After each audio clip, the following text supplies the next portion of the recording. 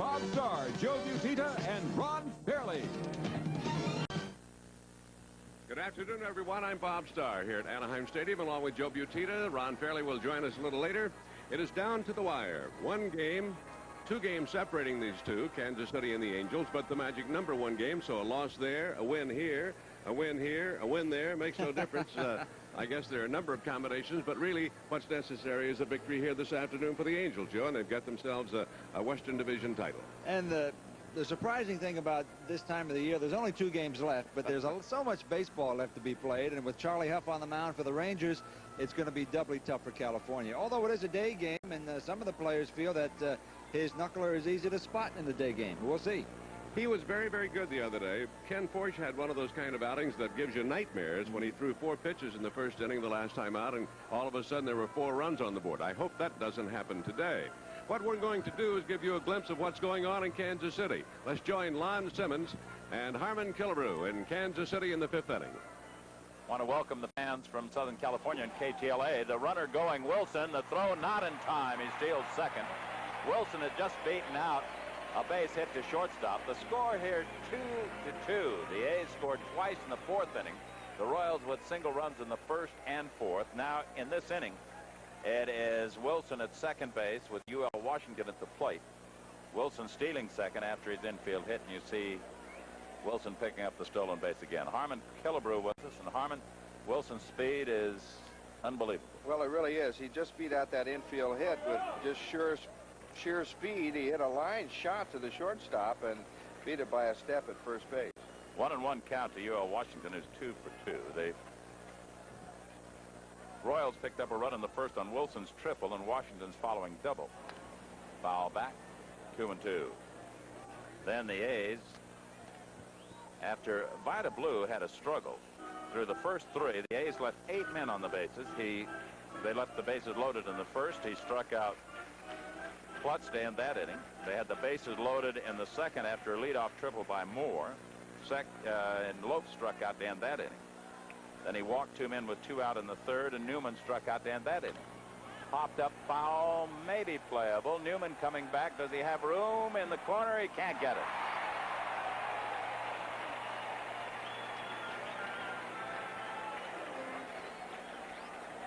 The A's finally scored in the 4th inning when Blue walked his 7th man.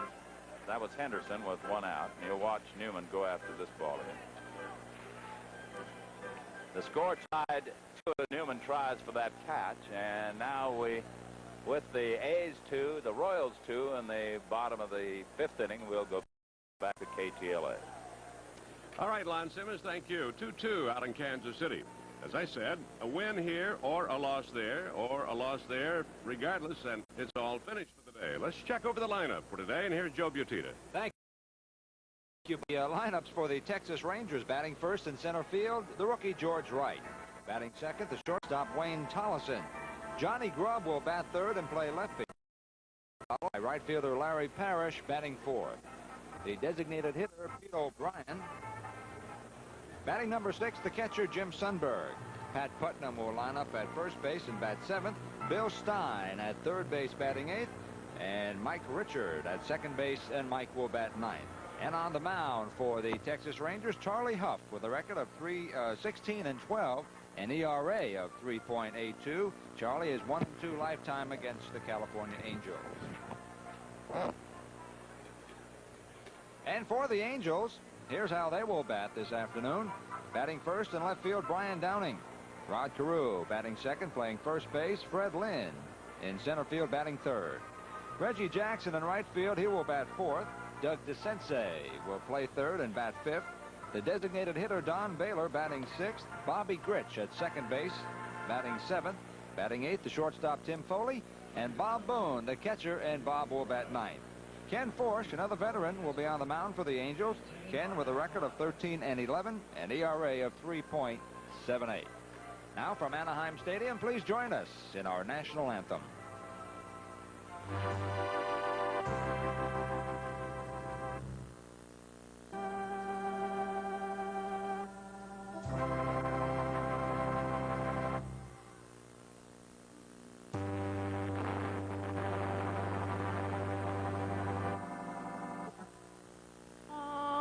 stay.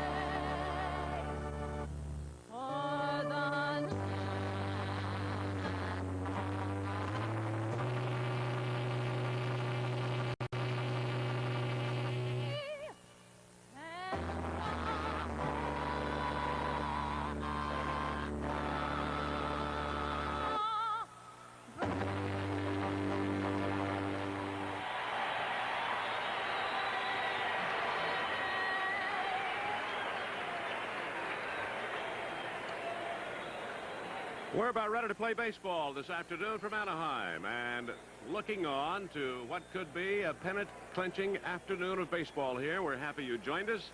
Bob Starr here, along with Joe Butita. Ron Fairley will be joining us, the umpiring crew at home plate. Bill Kunkel, the crew chief, will work the plate. He'll have Terry Cooney at first base, Vic Voltaggio at second, John Shulock at third, and the Halos take the field.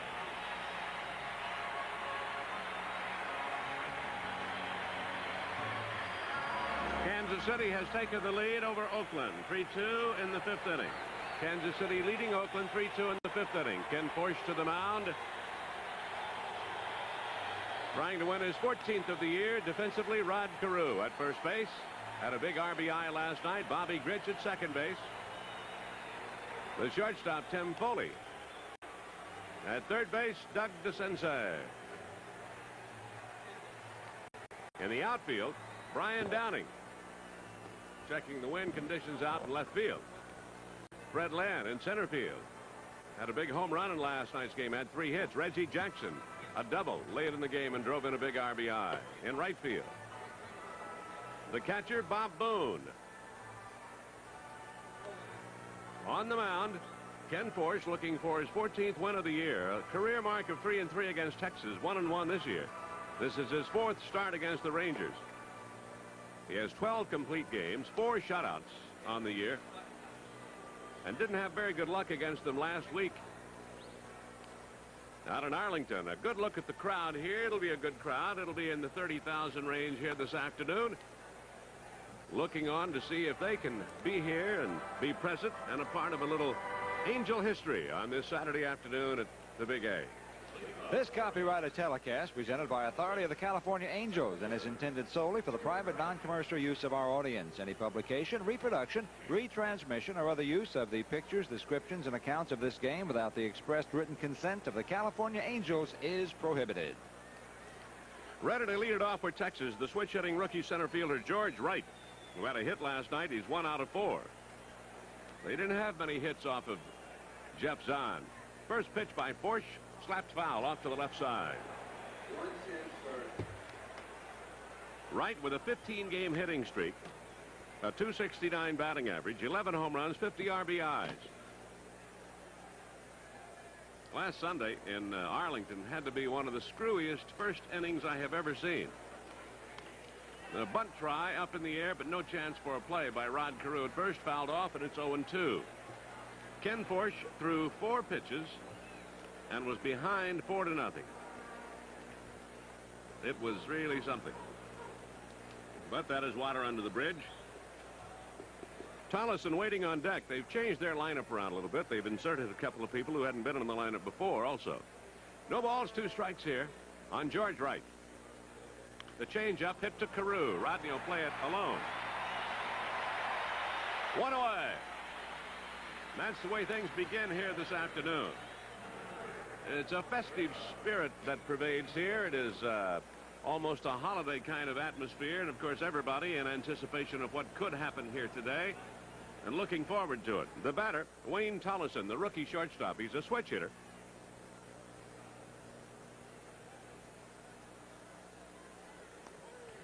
Sliders in for a strike at the knees from Ken Forge. We've not seen him bat from the left side so far this year. Angels baseball sponsored in part by Mark C. Bloom. With over 50 stores to serve you, we take care of your car from the tires up. 1-1 on Tollison. On deck, Billy Sample.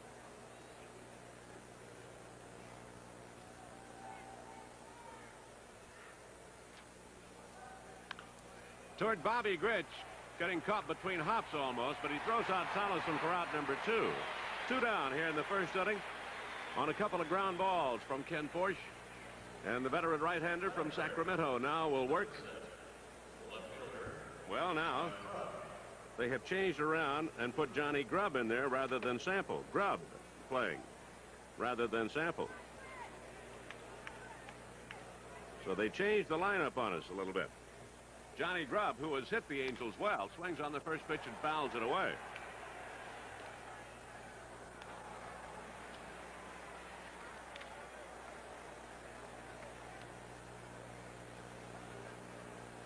Grubb batting .283.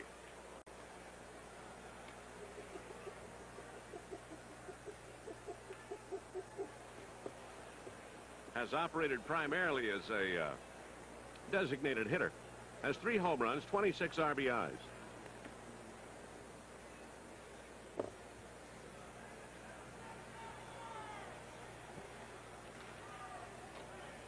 The changeup just missed a little bit outside. Tried to take a little bit off the curveball.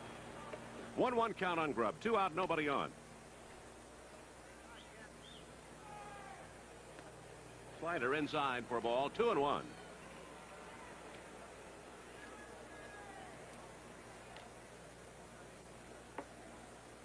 Two balls, 1 strike on Grubb. A little bit low. Ball 3. 3-1. Grubb, formerly in the San Diego organization, has bounced around a little bit. Very highly regarded when he first came up.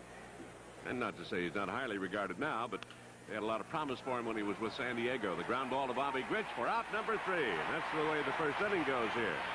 No runs, no hits, no errors, nobody left. We go to the bottom of the first. The Angels come to bat, no score.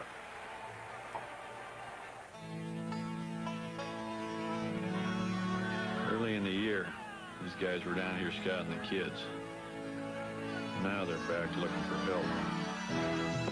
Bring out your best, Budweiser Light. Bring out your best, Budweiser Light. The best never comes easy. That's why there's nothing else like it. Hey, Bob, you got a minute? Budweiser Light. I wouldn't go there if I was you. There's a giant up there. You're going to meet the giant. I know. Giant of a National Lumber Special. Oh, for crying out loud. Wait, Sarlon 60% shade cloth comes in 6-foot width.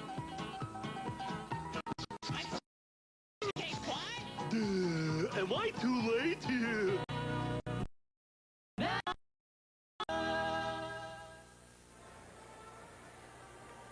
Check over the defense for the Texas Rangers. Pat Putnam is playing at first base. Hostetler not a lineup today.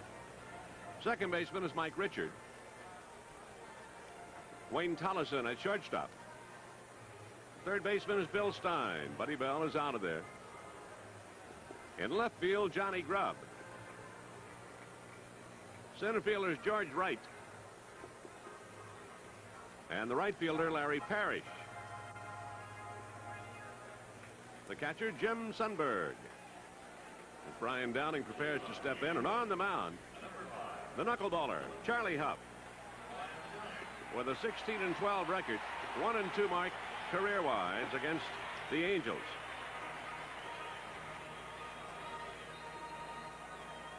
The last time out, Charlie Huff defeated the Angels and Ken Forsch by a score of 7-5 in Arlington. See what he has going today with the Dancer. Downing batting .279, 1 out of 4 last night. He has 10 hits off the Rangers here in 1982. First one is a little bit too high for a ball. That didn't take on the appearance of the knuckleball. But most of them will be. Bryant with 28 home runs. Knuckler outside for ball 2, 2-0. A little breezy here today, but it swirls around down inside the stadium. Went after the knuckler and didn't get it. 2-1. Outfield about straight away for Bryan. Rod Carew on deck, and then Fred Lynn, who had a big night last night.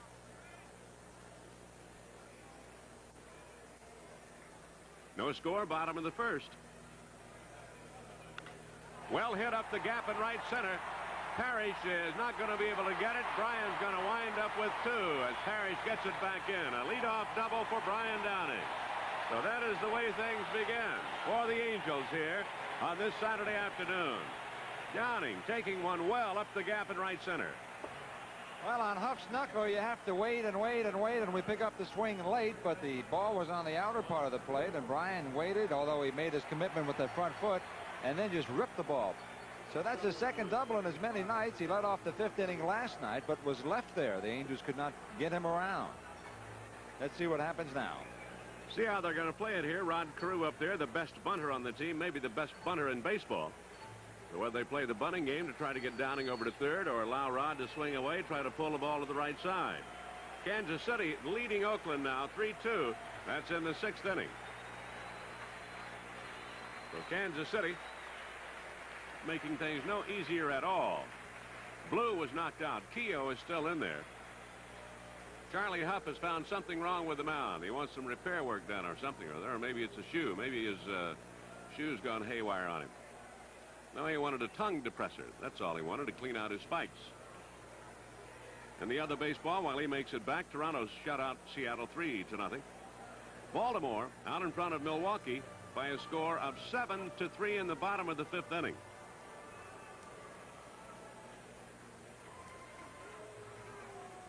He fought for love, honor, and the future of a kingdom. Tonight at 6, he fights for Elizabeth Taylor. He's Robert Taylor, and he's Ivanhoe. Tonight on the Channel 5 at 6 o'clock. Carew dumped one up that third base side, but it rolls foul.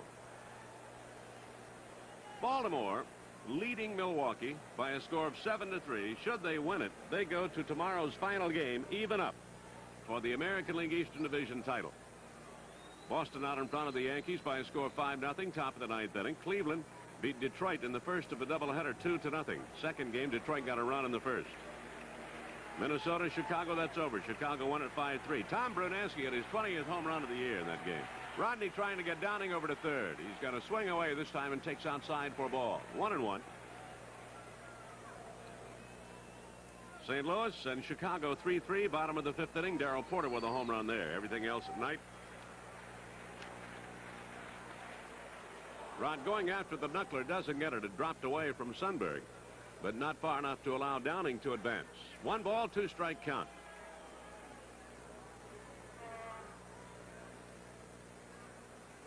Rodney experiencing a little discomfort, it seems, in that right hand, right wrist area that has bothered him almost all season long.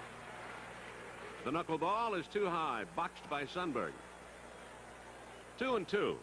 Nobody out. Runner at second base. No score. Rod is going to bat over 300 this year for the 14th consecutive time. 14th consecutive year. Grounds the ball up the middle. That'll get a run home. Here comes Downing around third. And the Angels break on top. Rod took that knuckleball right back up the middle. Good hitting.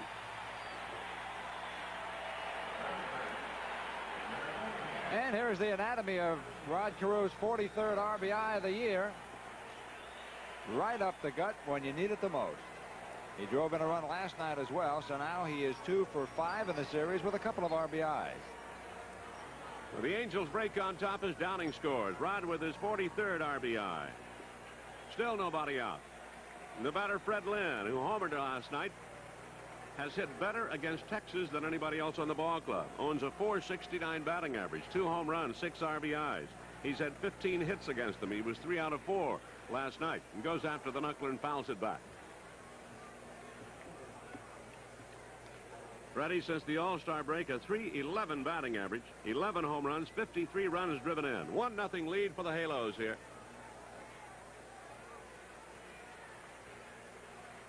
Rod is going to go. Taken high, the throw by Sundberg. In time to get him out at second base. 2-6 on the put out at second base. Carew has stolen 10 bases, but he's been caught 15 times. And here I thought it was pretty close. Sundberg jumps out of that stance quickly. And watch the tag right here. Tollison has the ball, and Rod's gone. Good throw by Jim Sundberg. 1 out, Lynn with a 1-1 count. Of course, you cannot argue with the strategy. You've got a knuckleballer out there. It's tough enough for the catcher to handle him under the easiest of circumstances without it being a steal situation. Just didn't pan out. 2-2, a foul tip. 1-0 for the Angels, scoring here in the first. They scored last night in the first inning, got another run in the second, and then scored late with 2 more. Made a stand up for a 4-0 shutout. Ground ball toward first. Putnam with the play at first base, and the Husky first baseman makes it alone. Out number 2, and that'll bring up Reggie Jackson. National Lumber, the stores with the good stuff for the right price. Pick up on National Lumber's TV specials. You'll get your money's worth and then some. So look in the white pages for the National Lumber nearest you. Reggie last night, 1 out of 3 with a double late in the game, drove in the 4th run.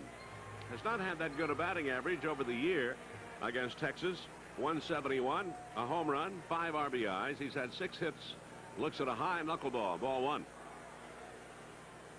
They play him to pull.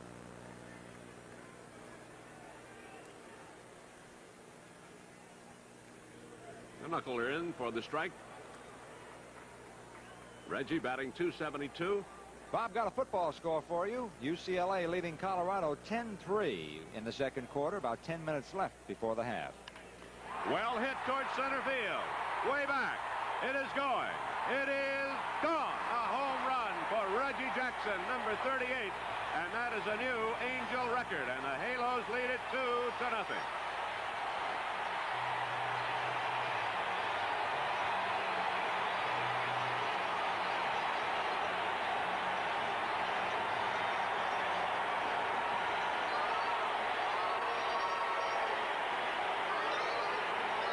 That's about where Reggie Jackson hit it against Charlie Huff at Yankee Stadium some years ago. You all remember that game when the Ranger pitcher was pitching for the Dodgers.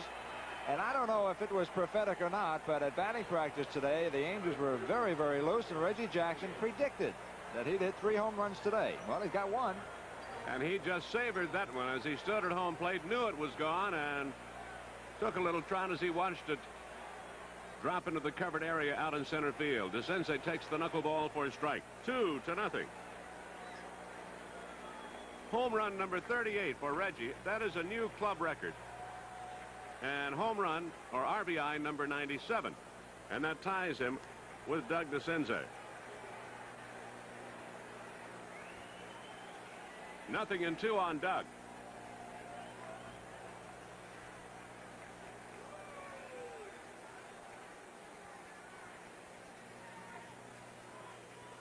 Got away from Sundberg, and DeCinces is going to reach base on a strikeout.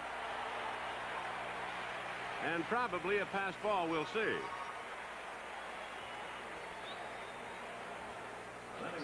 This is enough to make you not want to become a catcher. That's right. That ball just dived after Doug swung at it and eluded Sundberg, and it counts as a strikeout, but DeCinces is on first base. We will call it a passed ball until advised otherwise. I'm sure that's probably what it'll be ruled. Strikeout, a pass ball allows DeCinces to reach, and Baylor's up there. Don 0 for 4 last night, but he's hit well against Texas. Takes 1 for a ball. He's had 16 hits against the Rangers. That is the ruling. Strikeout and a pass ball, allowing DeCinces to reach. Inside for ball 2, 2-0. The Angels lead it 2-0. A leadoff double by Downing. Carew with a base hit to drive him in. A 2-out home run by Reggie Jackson into the covered area out in center field. Baylor takes a strike, and it's 2-1.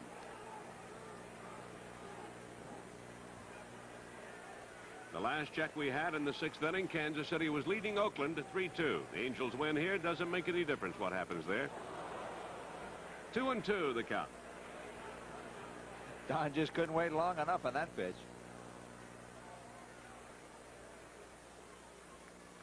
3-2 bottom of the 6th, we're told, from Kansas City. The Royals out in front. 2-2 pitch to Baylor. Hammered hard but foul.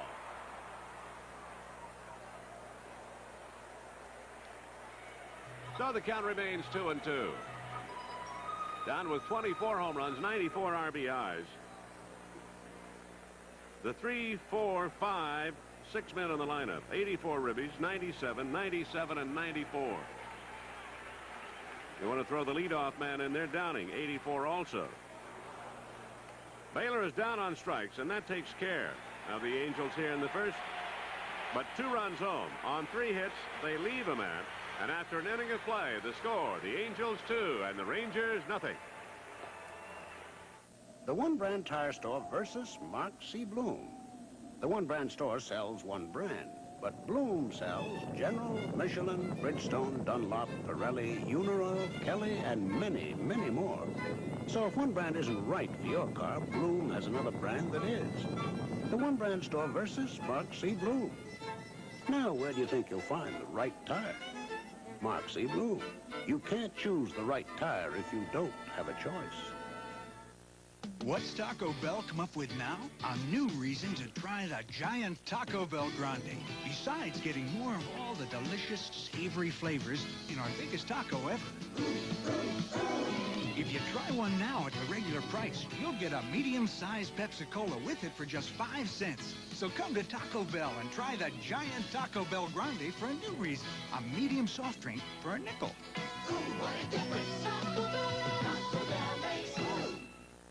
Happy with my bank. Well, I just got my interest-earning checking account. Oh, did you go to a savings and loan? Mm-hmm.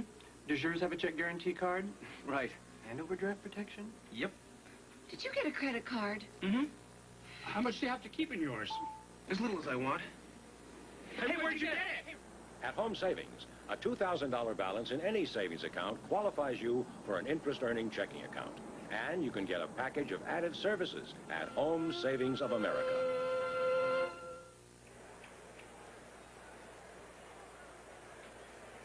Goodbye, and welcome back to the 2nd inning. Larry Parrish leads it off against Ken Forsch. Forsch getting a strike in there. Parrish at 261, 0 for 4 last night, playing in right field. 1-1.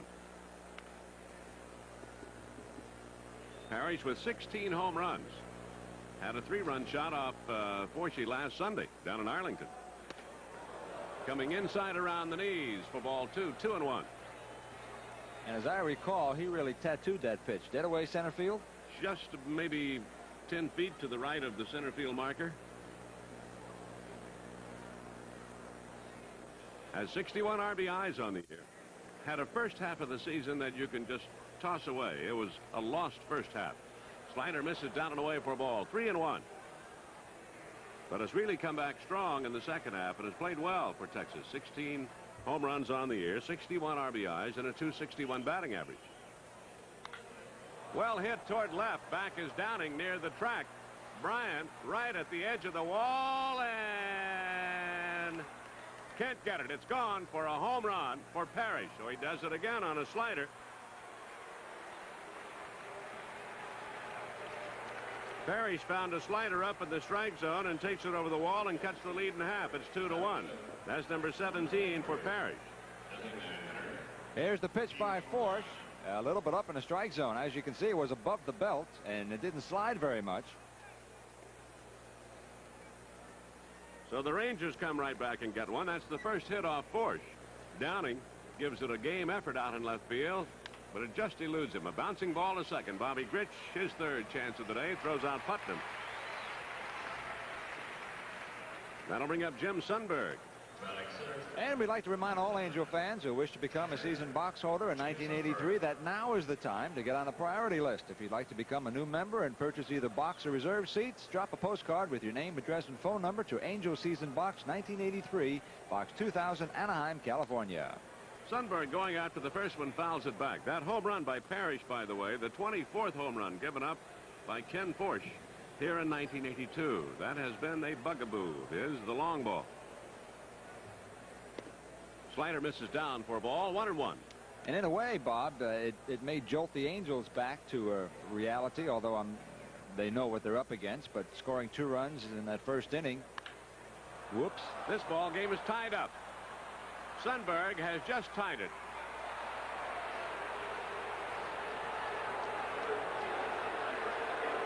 That is his 10th home run of the year. And the 25th home run given up by Forsch, and suddenly the 2-run lead has evaporated. Well, here it is again, and this one well up in the strike zone, about the same place that Parrish hit his. And of course, after Ken threw it, he knew it was gone. And that's about what I was talking about when Sundberg made that swing. It's not going to be easy. Dave Golds gets on his feet out in the bullpen. This is Pat Putnam lining one toward Carew, but foul. Earlier, O'Brien had made the only out of the inning. Pete O'Brien grounding out to second. So it is a brand new ball game. 2 hits Forsch has given up, and both have left the ballpark.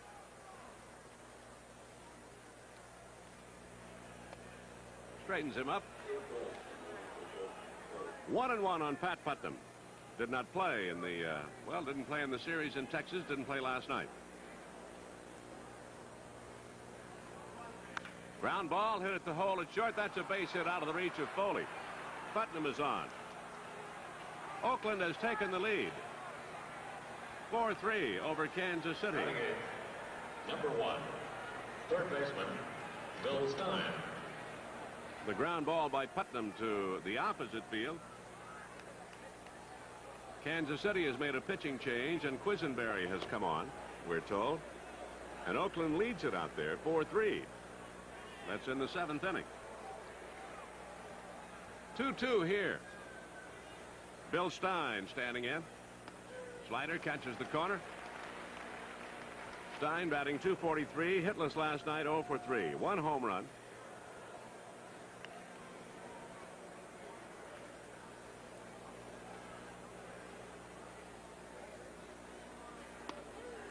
Fastball in for a strike. 0-2 on Stein. 1 out here. Leadoff home run by Parrish. 1 out home run by Sundberg. And the 2-run lead for the Halos evaporated. It is 2-2.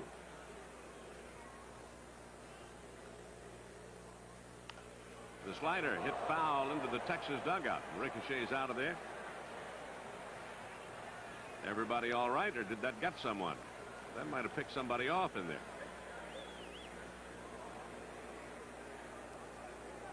Charlie Huff. That's Charlie Huff. My goodness. He can smile about it now. Look at Sundberg.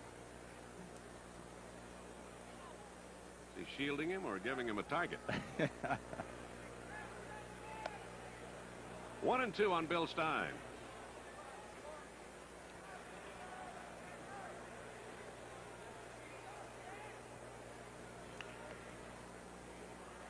There's Wayne Terwilliger, third base coach for the Rangers.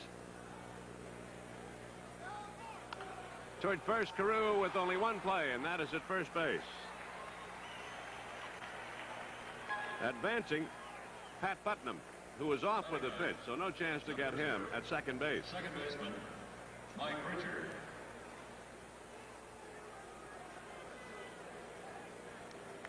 Stein going the other way with it as the runner had started. The batter, Mike Richard, had a hit last night, 1 out of 3. Number 9 man in the lineup. The go-ahead run out at second base with 2 out.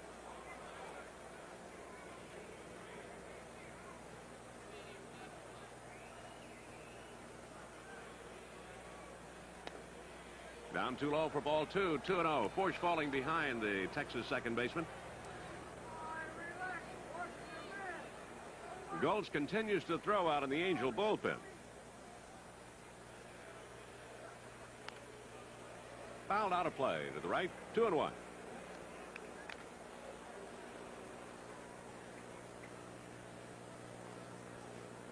Tell you again that Oakland has broken on top of Kansas City now in the 7th. 4-3. Oakland out in front out there, and Kansas City's made a pitching change. Quisenberry has come on. Little high with the slider. 3-1. I think I heard a home run by Tony Armas responsible for that lead. A 2-run job by Tony. The way Kansas City had been hitting the ball, one suspicion they might be playing T-ball out in Kansas City. Fouled away. Full count. 3-2.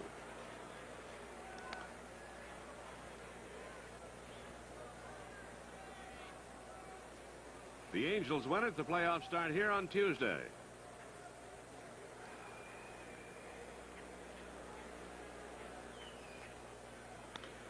Toward the hole on the left side, and a base hit, and Texas is going to take the lead. Downing no chance to throw out the runner, and the runner will go to second base. A base hit by Richard, and Texas has taken the lead. 3 runs here in the second inning. Putnam, the number 9 hitter in the lineup, batting less than .240. Grounds one out of the reach of DeCinces and drives in Putnam, and that makes it 3-2, and Texas has taken the lead. That is the 4th hit in the inning. No chance for Downing to throw out the runner at the plate. And on the throw to the plate, Richard goes to second base, and the batter George Wright.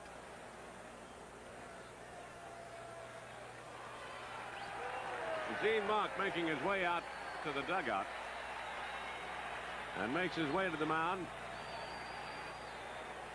He might be ready to make a change. We'll have to see.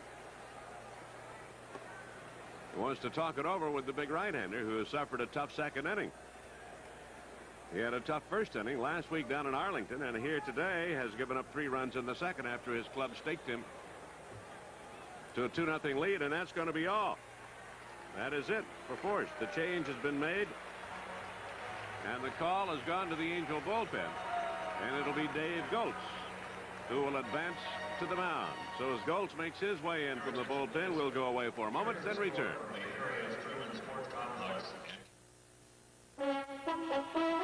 Presenting the new Toyota Supra and Dan Gurney. It takes the right stuff to make a great performance car. Come ride with Dan Gurney and see. It's quick off the line, and the power just keeps coming on. That's the twin-cam, 6-cylinder fuel-injected engine talking. Now, let's see the independent 4-wheel suspension in action. Very nice. Handles well. The big tires and rack and pinion steering have a lot to do with that. And it also performs inside. Take a look at this wraparound sports seat. And the convenience of having everything where you can see it or touch it. But the new Supra has much more. It has heart. It has the right stuff. Nice brakes. The all-new Toyota Celica Supra. That's the right stuff. Supra. Dave Goltz makes his way to the mound, replacing Ken Forsch, who lasted an inning and 2/3, gives up 3 runs, 4 hits, struck out no one, walked no one, and responsible for the man at second base, Mike Richard. The inning started with a leadoff home run by Parrish. O'Brien bounced out to second. Sundberg then hit one over the left center field wall for the second home run of the inning. That ties it at 2. Putnam followed that with a ground ball single to left. Stein grounded out. The runner at second base. They could not go for the double play. The runner had started with the pitch. And then Richard bounced one out of the reach of DeCinces at third to drive in the go-ahead run, and Texas leads at 3-2. They are in the bottom of the 7th in Kansas City. Let's go there. Previous first baseman, Kelvin Moore. UL Washington will lead off. The 2, 3, 4 men in the order against Keogh.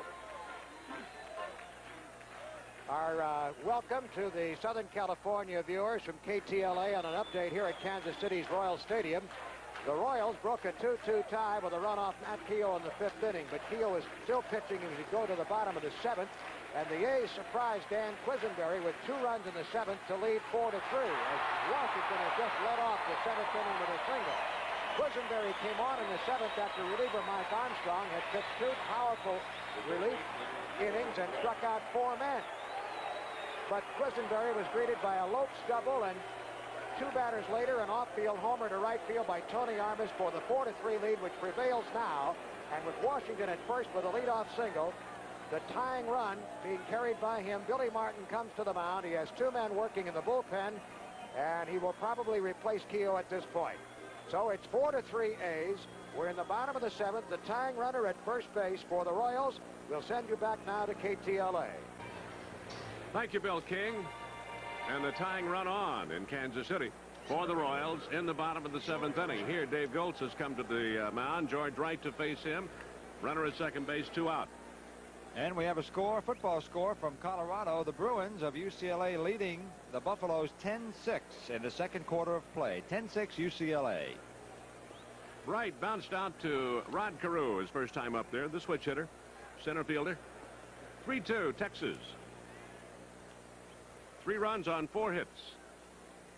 And 2 of the 4 left the ballpark.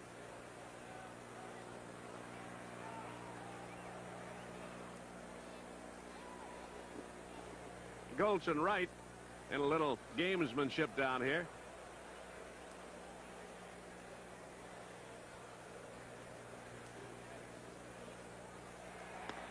Breaks one off and gets it in for a strike on the first pitch. Out at second base is Mike Richard. There's Richard. Popped him up. Out short center. Back goes Foley. Backpedaling. Oncoming Lynn. Foley there makes the catch for out number 3. Goltz retires the first and only man that he faces. But Texas has taken the lead. 3 runs on 4 hits. They leave a man. As we go to the bottom of the second inning, the score now, the Rangers 3 and the Angels 2. Born of tradition, nurtured by pride. Budweiser Light, with a clean, distinctive taste. A light beer worthy of the king of beers. Bring out your best. Bring out your best. The best never comes easy. That's why there's nothing else like it.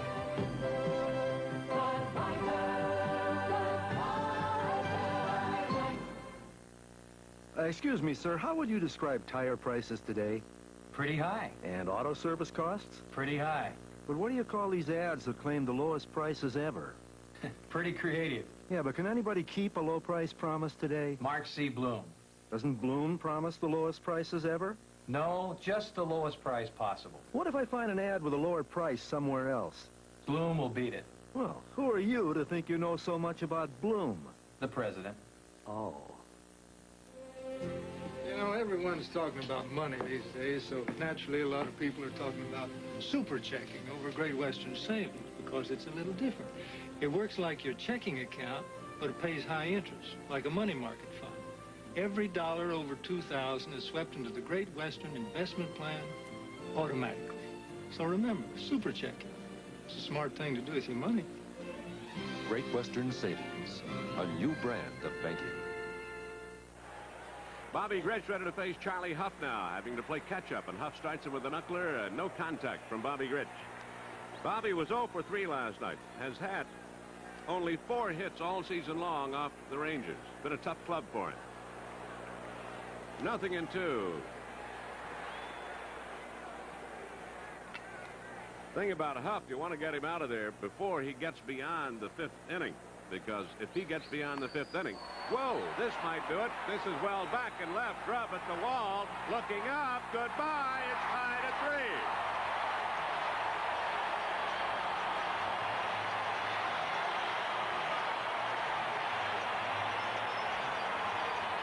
Bobby Grich with his 19th of the year. Puts the Angels right back in it, and it's tied at 3.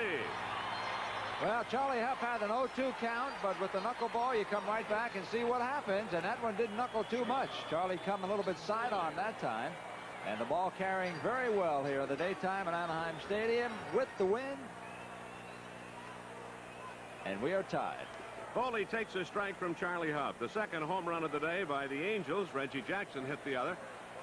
And Texas has two, and that may be a base hit. It is. A base hit in front of right in center field for Tim Foley. The go-ahead run is on. What I was going to say about Huff, Joe, is history has it that if he gets beyond that fifth inning with a lead, generally he's going to finish the ball game and wind up winning it. Here's Bob Boone. As you look at Foley again, hitting one off the end of the bat, but dumping it out in short center. Nobody out. The go-ahead run on at first base. That is the fifth hit given up by Charlie Huff. In an inning plus, Boone tries to bunt the knuckler, fouls it away. No chance for Sundberg.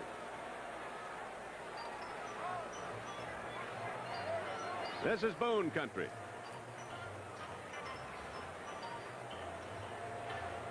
His dad makes it up for a lot of games. Wouldn't surprise me at all if he's here today, somewhere down below.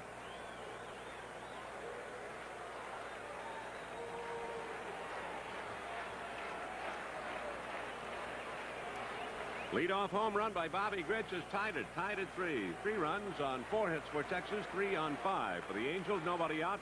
Foley at first. Boone will try to bunt it. Does. By the mound, by Putnam, by everybody. It's a base hit.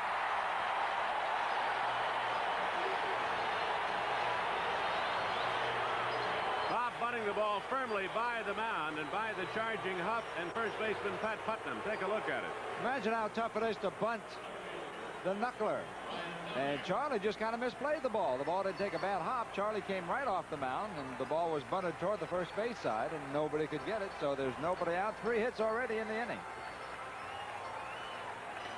After 7 innings of play, it is 4-3 Oakland.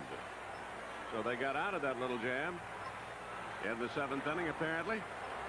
Oakland 4, Kansas City 3, and that is after 7.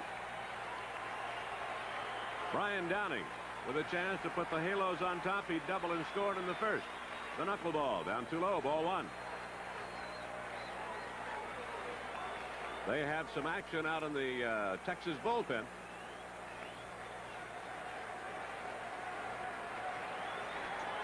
Foley on at second base. You can see Timmy. On at first, Bob Boone. Downing leaning away from the knuckler, and Sundberg battling it all the way. Today is the day for sure that Jim Sundberg earns his money. He's working with that oversized mitt. He needs a net. Downing leaning away from him another, and it is 3-0. Bryan with 28 home runs. He had a double to start things in the first as he doubled up the gap at right center and then came home on the ground ball single up the middle by Rod Carew. Bryan on 3-0 takes a strike on the outside part of the plate. Borderline call and went to Charlie Huff. Charlie makes his home just a few miles away from here. He lives in Brea. He's had a very good year. 16 wins, 12 losses with a club that really hasn't had much luck at all. Bluffs Foley back at second base. Outfield about straight away for Brian Downing.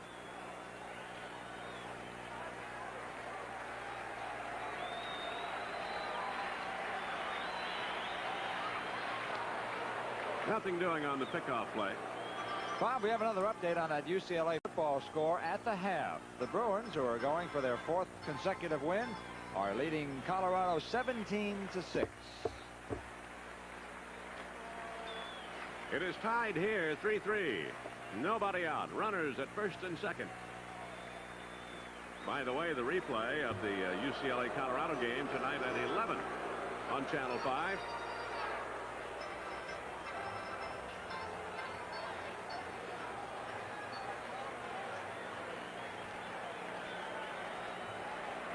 Three and 1 now. Bryan takes ball 4. The bases are loaded. That is the first walk given up by Charlie Huff, and it loads him up for Rod Carew.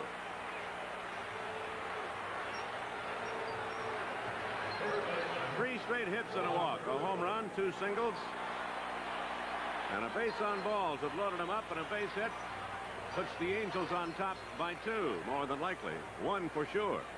You have Foley at third, Boone at second base. Brian Downing on at first. You want to look over the baseball.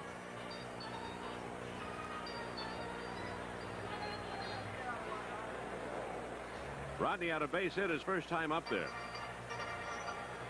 Bounced one right back up the middle. Now Charlie Huff doesn't like that one. Wants another one from Bill Kunkel, former big league pitcher.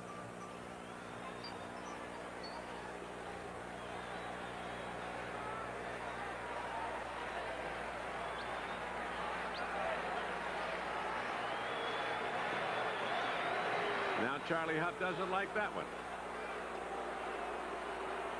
Got to get something he can sink those nails into.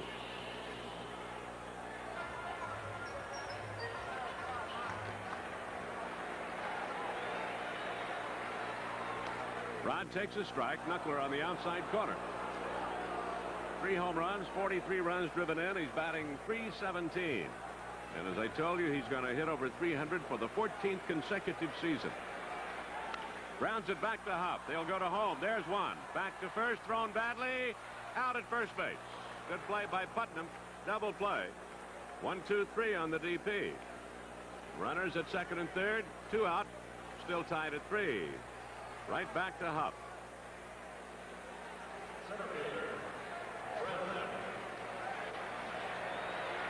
Angels baseball also sponsored in part by the makers of Toyota cars and trucks, to remind you that it's a good feeling to buckle up for safety. So get the feeling whenever you drive. So Fred Lynn will have to do something with 2 men out. Runners at second and third.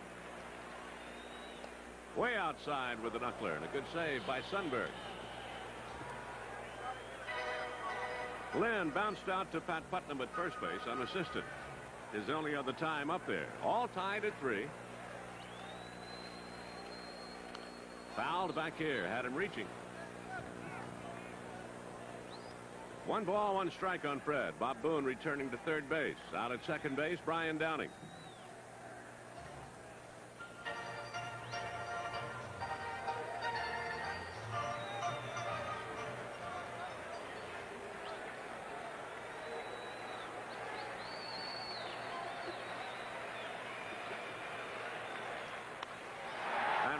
The shortstop, and Charlie Huff dodges a bullet here in the second inning.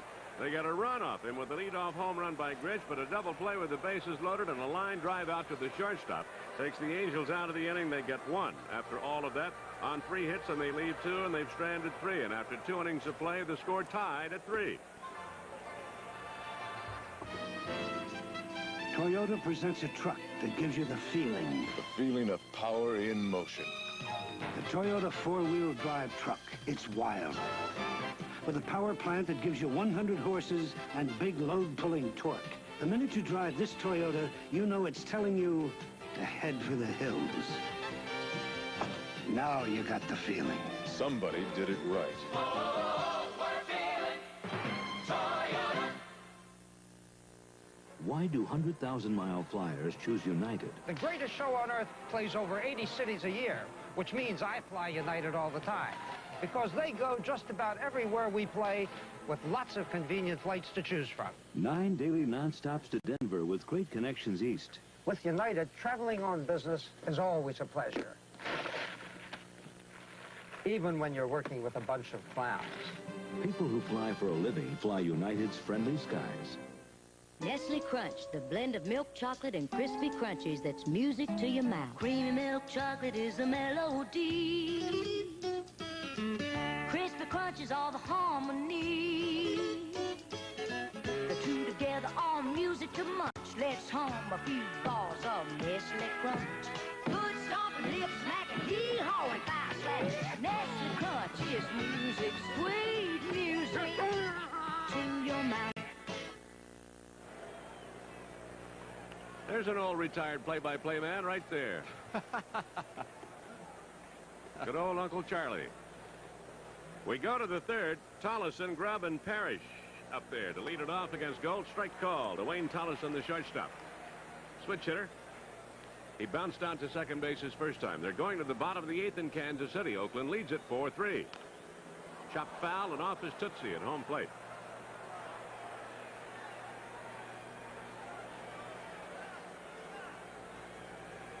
Take a look at The breaking ball that is hammered straight down right into the foot. Ouch. Tollison needs some medical attention. Or at least someone to talk to about it. It's tough to stand out there hurting all alone. Just come out and let me talk to you about it. Misery loves company. Trainer probably said, yeah, I woke up with a backache. And all of a sudden, Wayne feels better. Two-strike count on Tollison. Grubb to follow, and then Parrish. 3-3. 3 runs on 6 hits for the Angels. 3 on 4 hits for Texas. And Goltz with a pitch high for a ball. It's 1-2. Long ball has played a prevalent part in things. Texas has hit a pair, so have the Angels.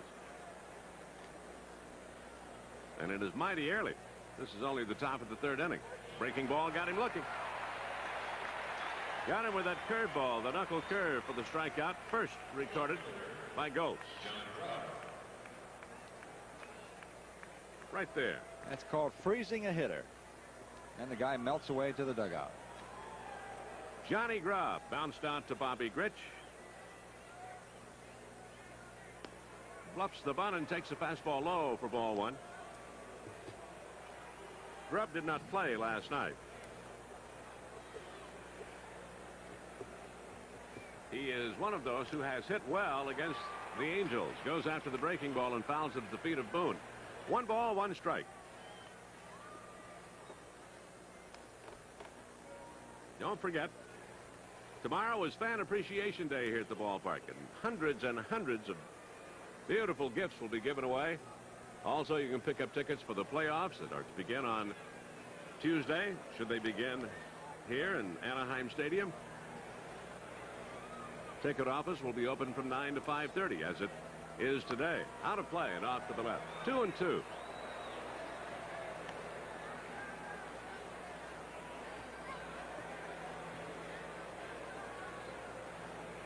Two balls, 2 strikes on Johnny Grubb. 1 out, nobody on. Top of the 3rd inning.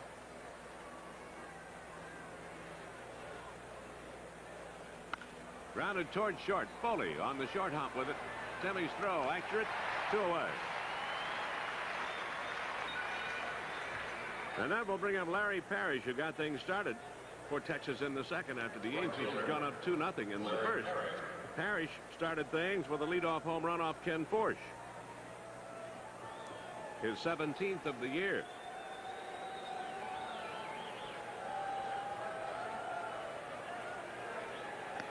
Fastball on the inside part of the plate for a strike from Goltz.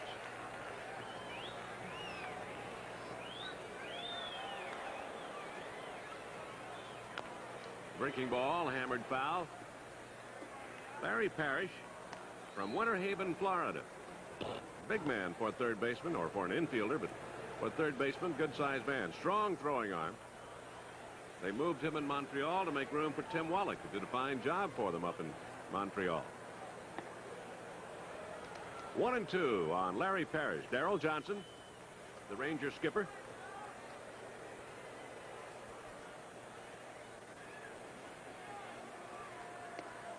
Just missed inside for a ball. 2-2. The Angel skipper Gene Mock looking for that first division championship.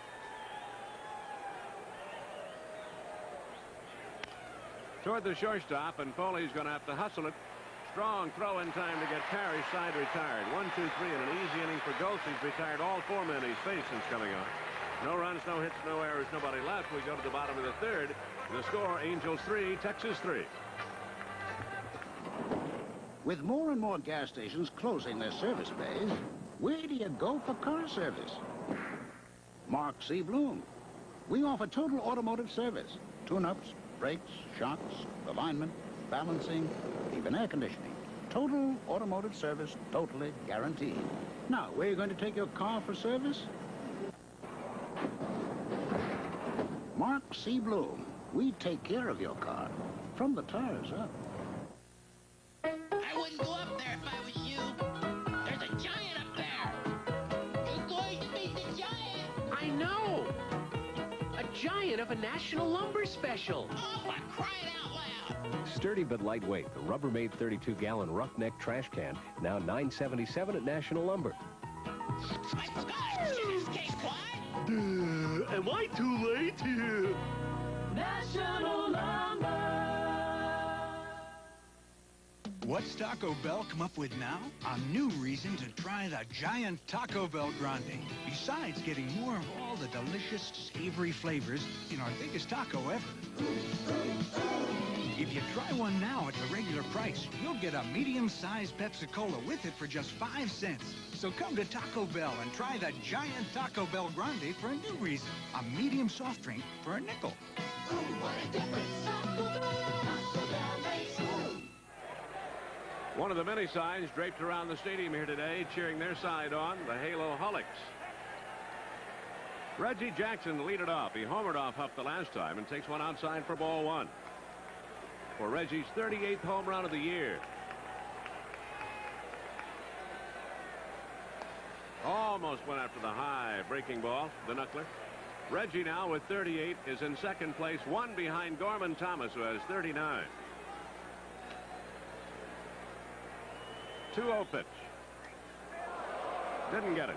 Out in front. That time, Huff took a little bit off the knuckler, which he will do. He doesn't throw that thing at the same speed all the time. Reggie, then DeCinces and Baylor. Here in the bottom of the third, all tied at 3. 3 runs on 6 hits for the Angels, 3 runs on 4 for Texas.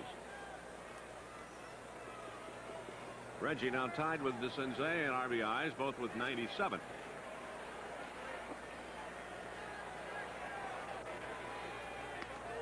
Got a breaking ball in that time. 2-2. Sneak what appeared to be a little slider in for a strike. Now he can come back with the knuckler, more than likely. Popped foul, out of play. Count remains 2-2.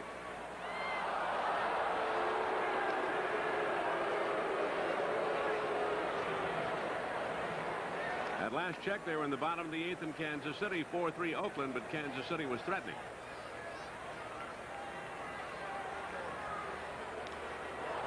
Foul tipped at home plate. Reggie batting .273 on the year. Been a good year from that standpoint as well, average-wise.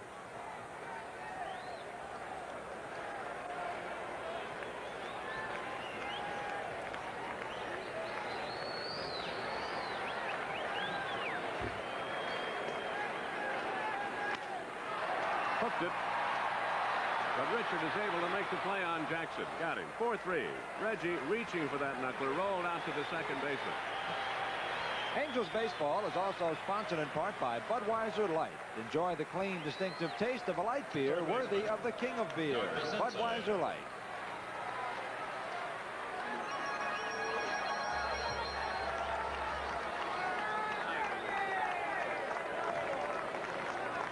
And he tries to pull it to the right side. Hustling down the line, trying to beat it out. Just barely got it. Here's Doug DeCinces, a strikeout victim in the first inning. Huff has struck out 2. He reached base on the pass ball when he struck out. Hits one to Tolson. Tolson, the shortstop, throws across in time to get DeCinces. Out number 2 in the third. That'll bring up Baylor.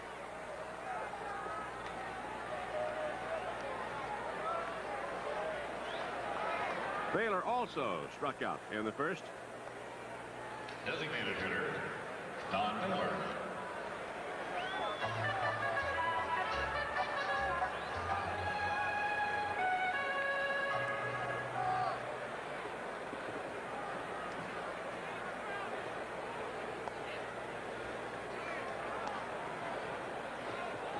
Baylor with 24 home runs on the year, 16 hits against Texas. Taking the knuckler, then going after the breaking ball, not getting it, 1-1.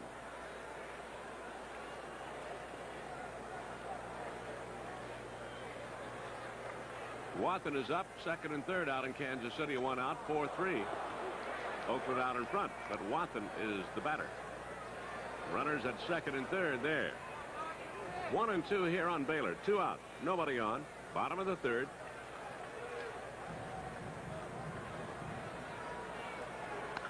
Hit hard, but foul. 1 ball, 2 strikes on Baylor. They've had 6 hits off Charlie Huff. They've had 2 home runs off Charlie Huff. They loaded the bases on him in the second inning, but a double play ball helped bail him out, and then he got Lynn to line out to the shortstop and wound up dodging a bullet. Didn't give up anything. Too high for ball 2-2. Just look when it looked like they had him on the ropes and might be able to put him away.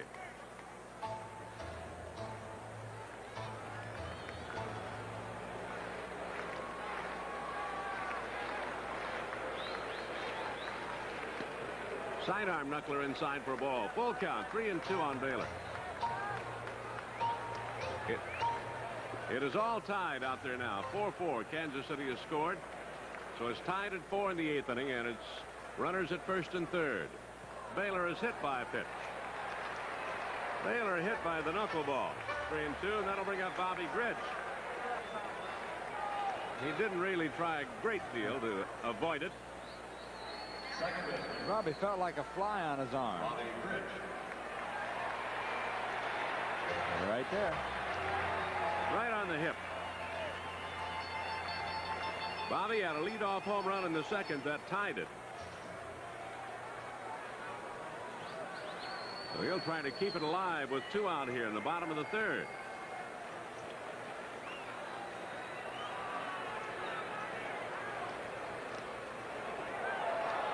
Baylor can't go. Had an idea that he might try, but Sundberg bounces around pretty well back there. Bill Kunkel tosses a new one into play. Bobby's home run that last time up in the second, his 19th of the year.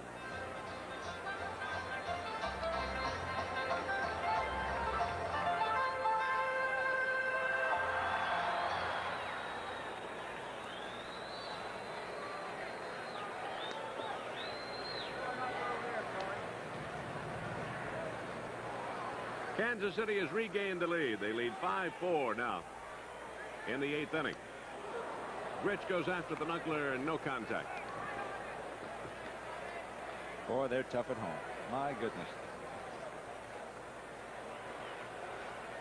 So Oakland's going to have 1 at bat coming top of the 9th. Knuckler in for the strike. Grich in the hole. 1 ball, 2 strikes on Bobby Grich.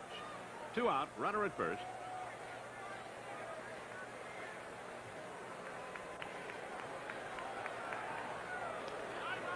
Baylor back in time. First base umpire is Terry Cooney. Second base umpire Vic Voltaggio. At third base John Shulock. Kansas City leading 5-4 as Oakland comes to bat in the top of the 9th inning. Scoring twice in the bottom of the 8th to regain the lead. 1-2 here on Grich.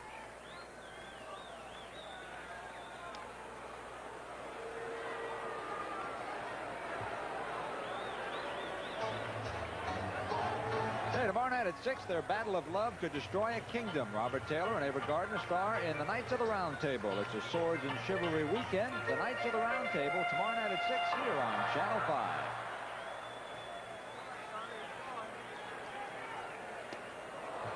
Grich is down on strikes, and the side is retired. The 3rd strikeout recorded by Charlie Huff. No runs, no hits, a hit batsman, a man left. They've stranded 4 and after 3 innings of play. The score, 3-3.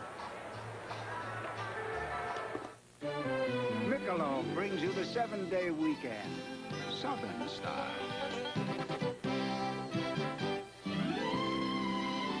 The style and grace that is the South is reflected in one great beer, Michelob. That smooth and mellow taste has its own special way of saying, y'all come back and see us anytime. There's nothing better on a rainy night in Georgia. What a little weekend in your week. Yeah.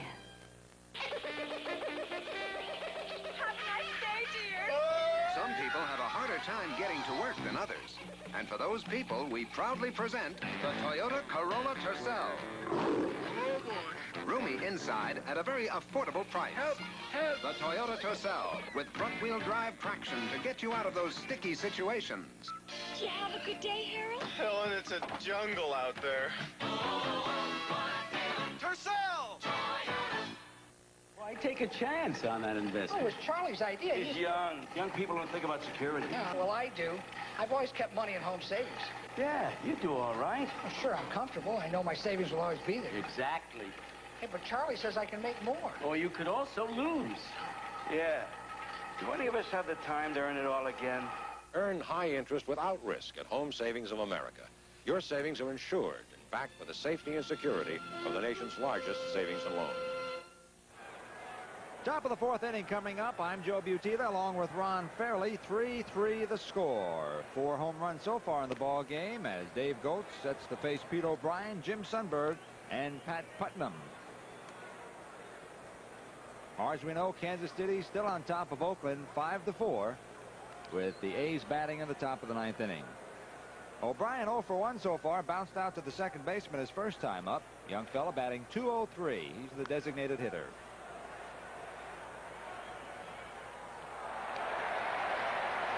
Had a nice catch up in the stands. Here's a good shot of Pete O'Brien, born in Santa Monica, California. Attended the University of Nebraska, now lives in Pebble Beach. 3-1. California 3 runs, 6 hits, no errors. The Rangers 3 runs, 4 hits, and no errors. 2 of their 4 hits, couple of home runs, one by Larry Parrish and one by Jim Sundberg. So we're tied at 3. And O'Brien hits one well toward right center field. Lynn just looking up, and this one is gone for good. The Rangers are on top 4-3.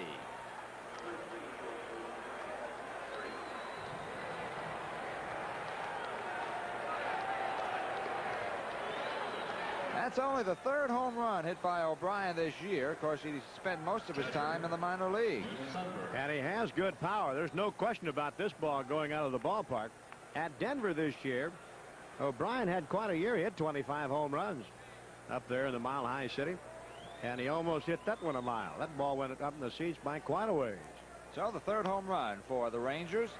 And they now lead at 4-3. Jim Sundberg, the batter. And he homered his last time up. That was home run number 10 for Jim.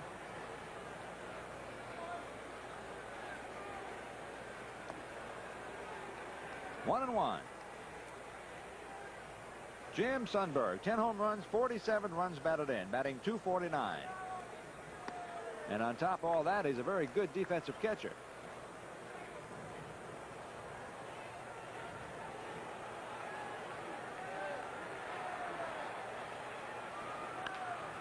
Ground ball, Tim Foley with the backhand play, the long throw, and he gets him. So that game in Kansas City, we are told, is now over, and the Royals, with 2 runs in the bottom of the 8th inning, have come back and they've beaten the Oakland A's. The final score from Oakland, 5-4. You look at Dan Quisenberry getting congratulations along with John Wathan, the Royal catcher. So Oakland not able to help the California Angels yet this weekend. Final score 5-4. Kansas City beats the Oakland A's. Back here at Anaheim, with 1 run across and 1 out, the batter is the first baseman Pat Putnam. He singled and scored his first time up. Pat batting .223.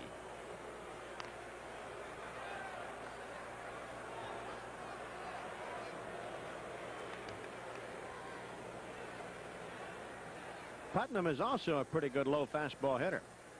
He beat the Angels here at the Big A last year with a home run. So you have to be careful with him. He's a big fella, 6'1" and 220 pounds. Putnam also spent a good part of the year down at Denver. Batted .310, 13 home runs, 60 runs batted in down there.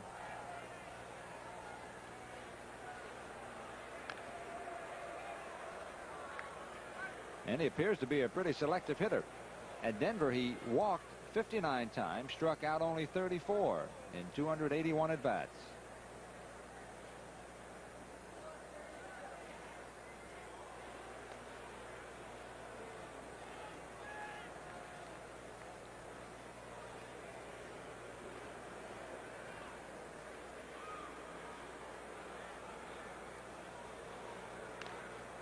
Out back to the screen. 2-2 on Putnam. 4-3. Texas on top. They've hit 3 home runs today. Parrish and Sundberg in the second inning, and young rookie Pete O'Brien leading off the fourth with a home run. Fastball leans him back 3-2. So the Angels are going to have to win it by themselves, it appears, although they got some help from the Oakland A's last week when the Royals played at Oakland. The A's unable to do them any good this weekend so far. But if the Angels can come back and win today, they'll wrap up the Western Division pennant. Third baseman. First walk given up in the ball game to the Rangers. And the batter is third baseman Bill Stein.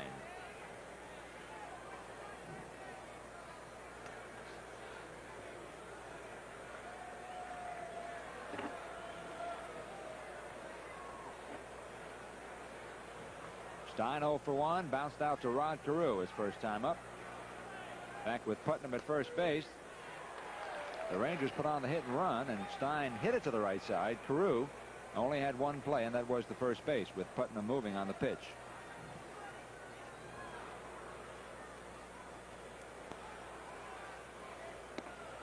Fastball way inside, 1-1. Ken Force began the ball game, went an inning and 2/3. Gave up 3 runs, 4 hits, didn't strike out a batter, didn't walk a batter, but gave up 2 home runs. So Force having his trouble with the Rangers last weekend in Arlington after only 4 pitches. Force was trailing 4-0. Well, he got by the first inning today easy enough, but in the second inning gave up 3 runs on the 4 hits, 2 of them home runs.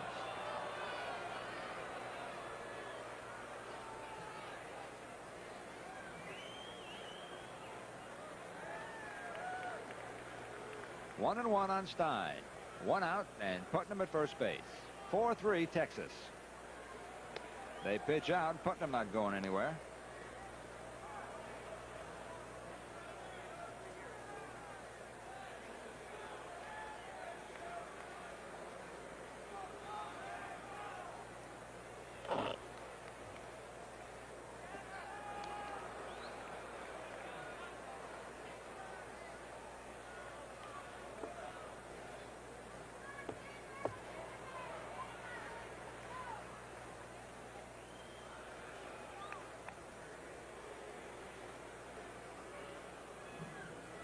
There goes Putnam. Stein swings, misses to throw. He's gone.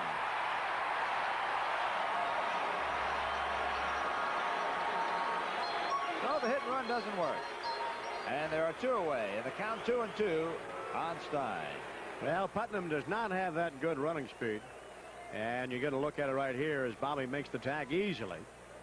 And another look here, the hit and run. The pitch is high and outside. Stein trying to go to right field. Could not make contact. And, of course, Boone, who leads the major leagues in throwing out runners, throws out another one quite easily.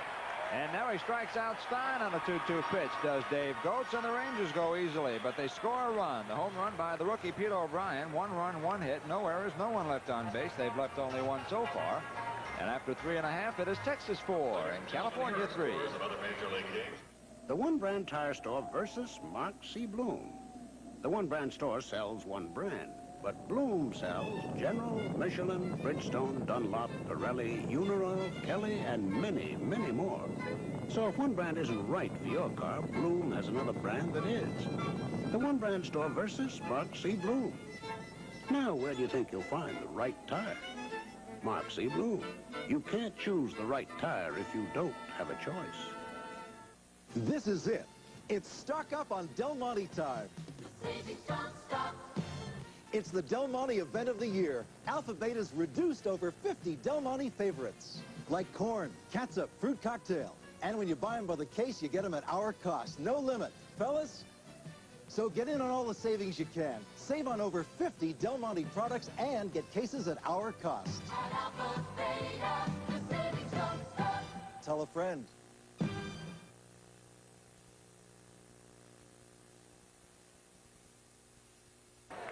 There's Mr. and Mrs. Gene Autry, waiting for something good to happen this afternoon or this weekend. Hopefully it'll be today. And a reminder that the Angels will be back here at the Big A tomorrow afternoon to face the Texas Rangers. 1 o'clock ball game. Scheduled pitchers, Tommy John for California, Mike Smithson for the Rangers. So the Angels trailing 4-3 as we head for the bottom of the fourth inning. Tim Foley will lead it off. He singled his first time up. So Tim 1 for 1, batting .252. And that knuckler by Charlie Huff caught the inside corner for a strike. In Boulder, Colorado, the UCLA Bruins have added to their tally in the third quarter. They now lead the Buffaloes 20-6. And that game between the Bruins and the Colorado Buffaloes can be seen tonight on KTLA, 11 o'clock.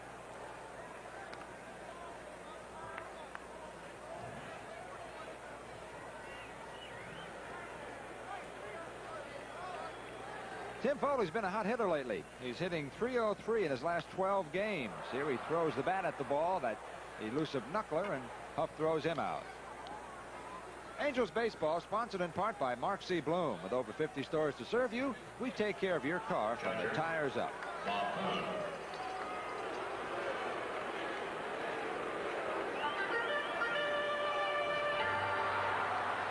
One down. Here's Bob Boone.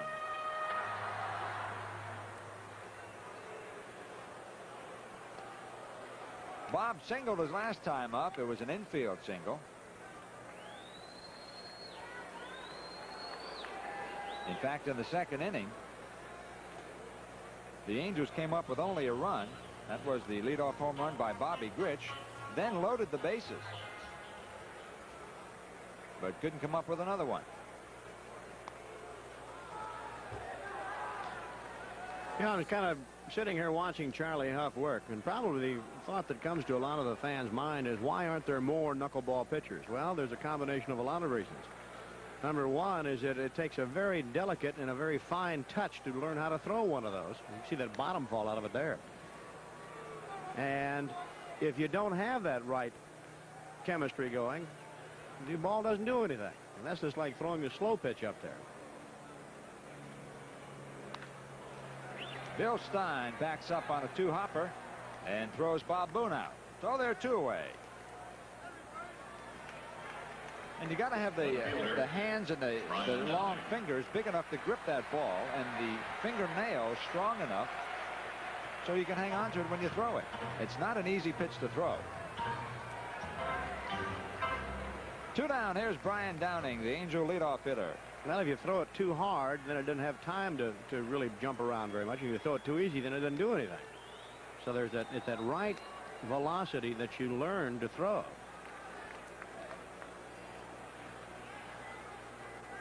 Charlie Huff credits Goldie Holt, old Dodger scout, with teaching him the knuckleball and getting him to the major leagues. Charlie lost his fastball about 12 years ago in the minor leagues. And Goldie Holt came to him and said, I think you need another pitch, son, and how about trying the knuckler? Charlie says, what have I got to lose? And it got him to the major leagues, and he's had a pretty good career. He's had a great year. He's 16-12 with an ERA of under 4. Struck out way more than he's walked. And right now he's leading 4-3. 2-2 on Downing. Brian's brigade. Most of the knuckleballs that knuckleball pitchers throw will go down. Some will go, one way or the other, but they basically go down. Pop this one up on the right side. Putnam and Richard, and it's going to be Mike Richard, the second baseman, and the Angels go rather quietly in the fourth inning. And after 4, it is Texas 4 and California 3.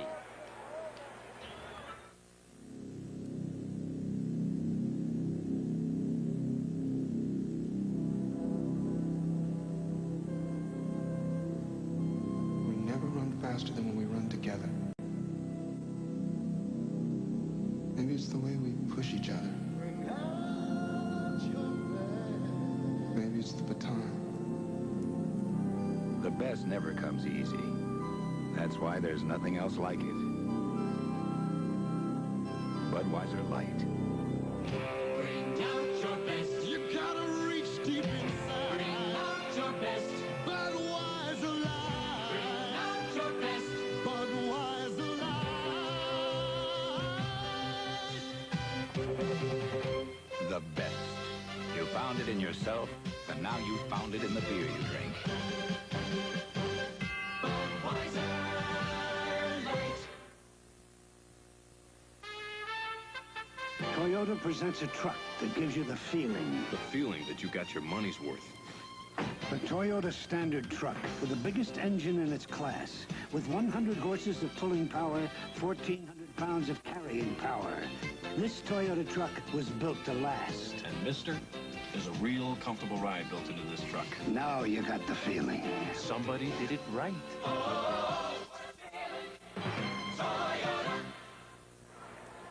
Mike Richard will lead it off for the Rangers in the top of the 5th inning, to be followed by George Wright and Wayne Tollison. Richard 1 for 1 with an RBI so far. Single home run in the 2nd inning when the Rangers scored 3 times on 4 hits to drive Ken Forsch from the mound. Mike, born here in Los Angeles, raised in Fresno, went to Fresno City College, now lives in Madera, California. Good little ball player.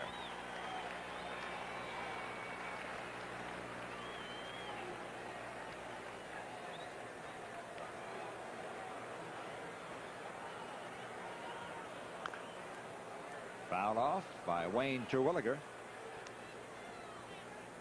There's a Skyrider. Can do in 82. Yes, we can. Well, we'll see by the end of the day, and certainly by the end of tomorrow, if the Angels cannot rally and win this afternoon. The Royals have won. They have beaten the Oakland A's 5-4 in Kansas City, where they have won so many ball games. In fact, they lead the major leagues in home games won. Tim Foley, and there's one away.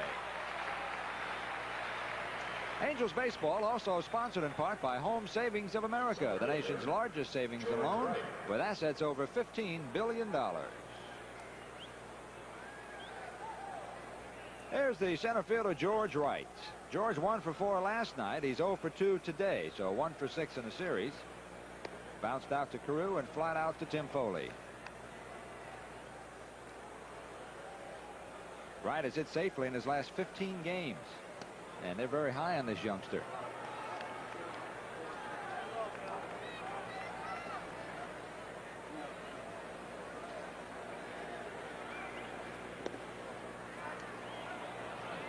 In fact, George is rated as the top defensive center fielder in their entire organization.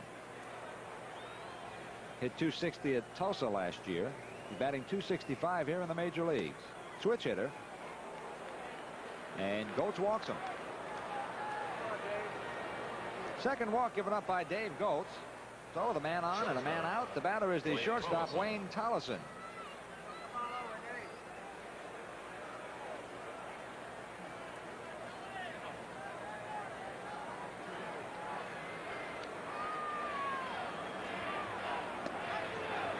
Snap throw by Boone, and Wright just does get back.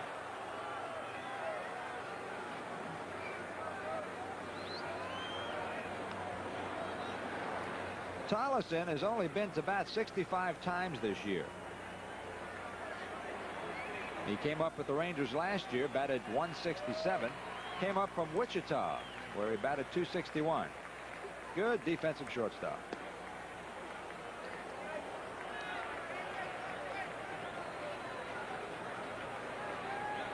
One down, 1-1 the count, and George Wright at first base. Wright has stolen only 3 bases this year. Has been caught 6 times, but he has very good speed. They really don't play run that much. They have some guys that can steal for you, but they like to sit back and move him along with the bat. A little bit closer that time.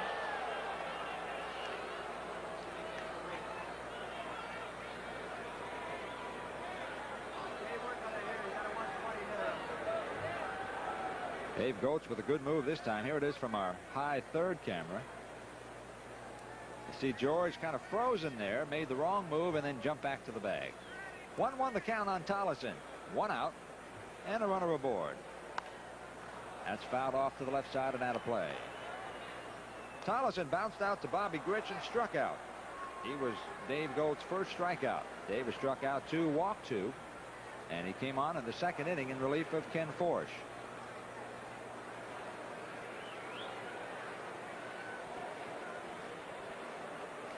Tollison is 5'9" and 160 pounds. However, in college at Western Carolina University, he was a tight end. and led the nation in pass receptions for that Division III school. That's not a very big tight end, 5'9", 160. He must be tough. And Dave Golt's a little tougher in this situation and strikes him out for the second time. Strikeout number 3 for Mr. Gold. That's good knuckle curveball. Here it is, cutting up high and then breaking right in over the plate. No doubt about it. So there are 2 away, and Wright still at first base, and the batter is Johnny Grubb.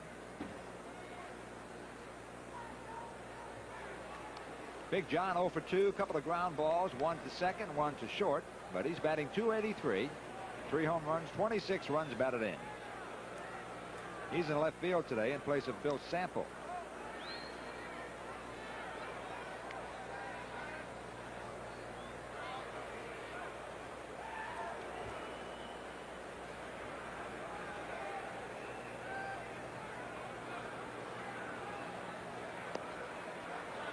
Knuckle curve dips low and inside. Ball 1. 1-0 on Johnny Grubb. John Maywood Grubb, born in Richmond, Virginia.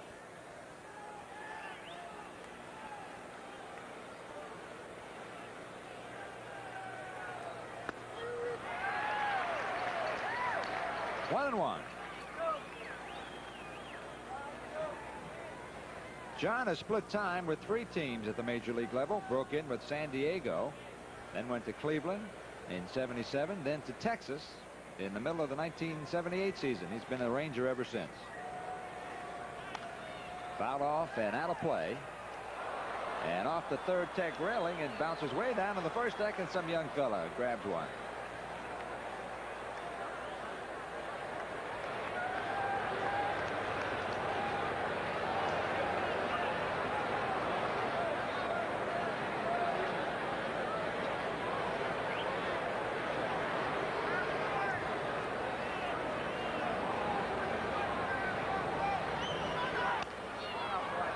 The hand, and Reggie has a long way to come. Bobby Grich going out, and Bobby makes the catch.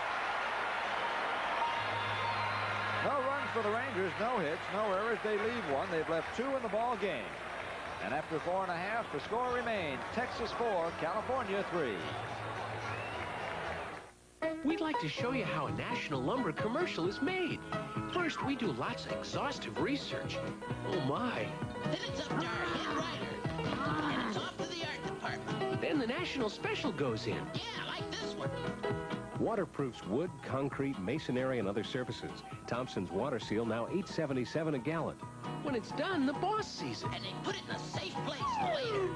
National Lumber. Double pick in, double kick in. A double howdy can make your day. Good old double fiddle. Make your do-si-do away.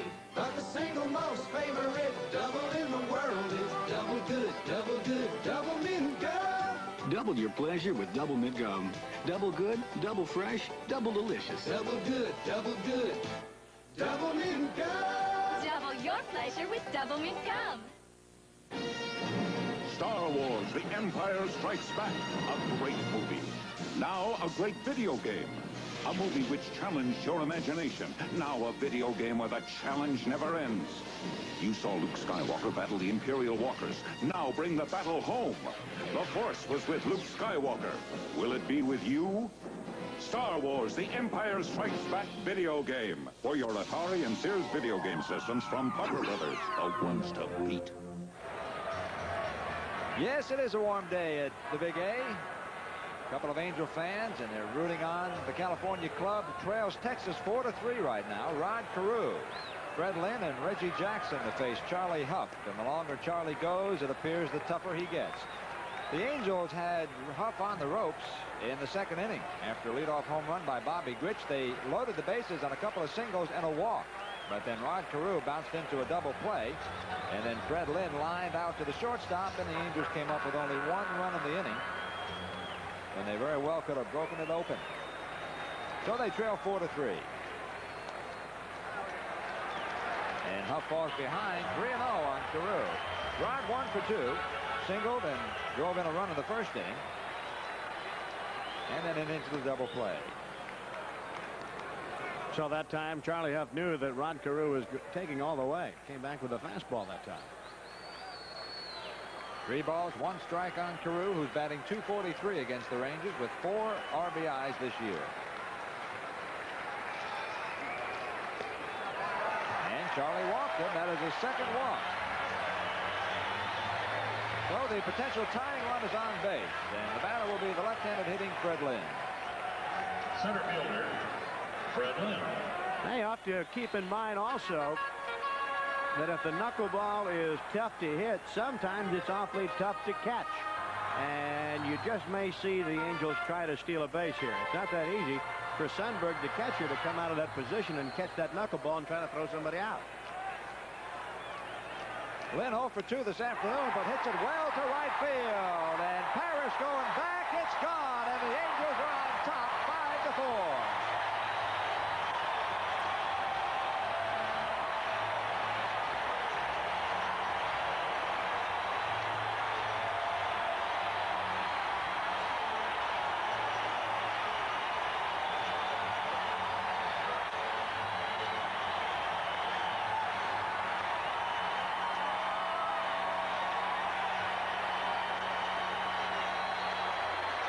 No doubt about it. Freddie Lynn, eyes and head right on it, and got all of them. No doubt about it, leading the ballpark. What a beautiful swing that but Freddie put on that ball that time. And the crowd still calling for Lynn, and Reggie says, come on out and take your bow and quiet the crowd down. Reggie standing by. There's Freddie. Fred Lynn with his 21st home run of the year. He now has 86 runs batted in. A 2-run home run that put the Angels on top 5-4. Nobody out in the 5th, and here's Reggie Jackson, and he hits it towards center field. It's not hit very well. George Wright coming in, puts the glasses down, and had trouble with the sun, but makes the catch. So there's one away, but this crowd still buzzing over that home run by Fred Lynn. Just a reminder that you can follow the Angels on radio. All the games are heard on KMPC 710 on your radio dial. Get a good shot of Bob Starr, Steve Bailey, and Dick Nelson.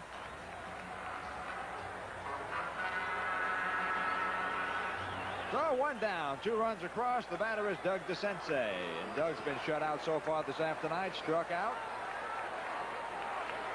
And grounded out to the shortstop.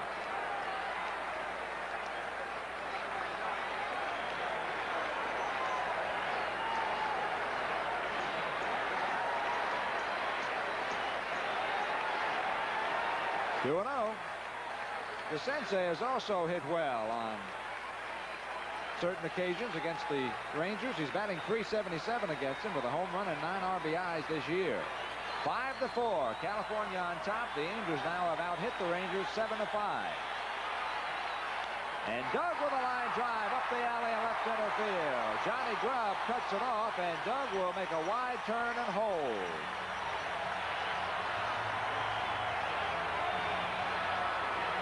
Second hit in the inning. Well, Doug DeCense, another one of the Angels, having a great year, keeping his head right on the ball.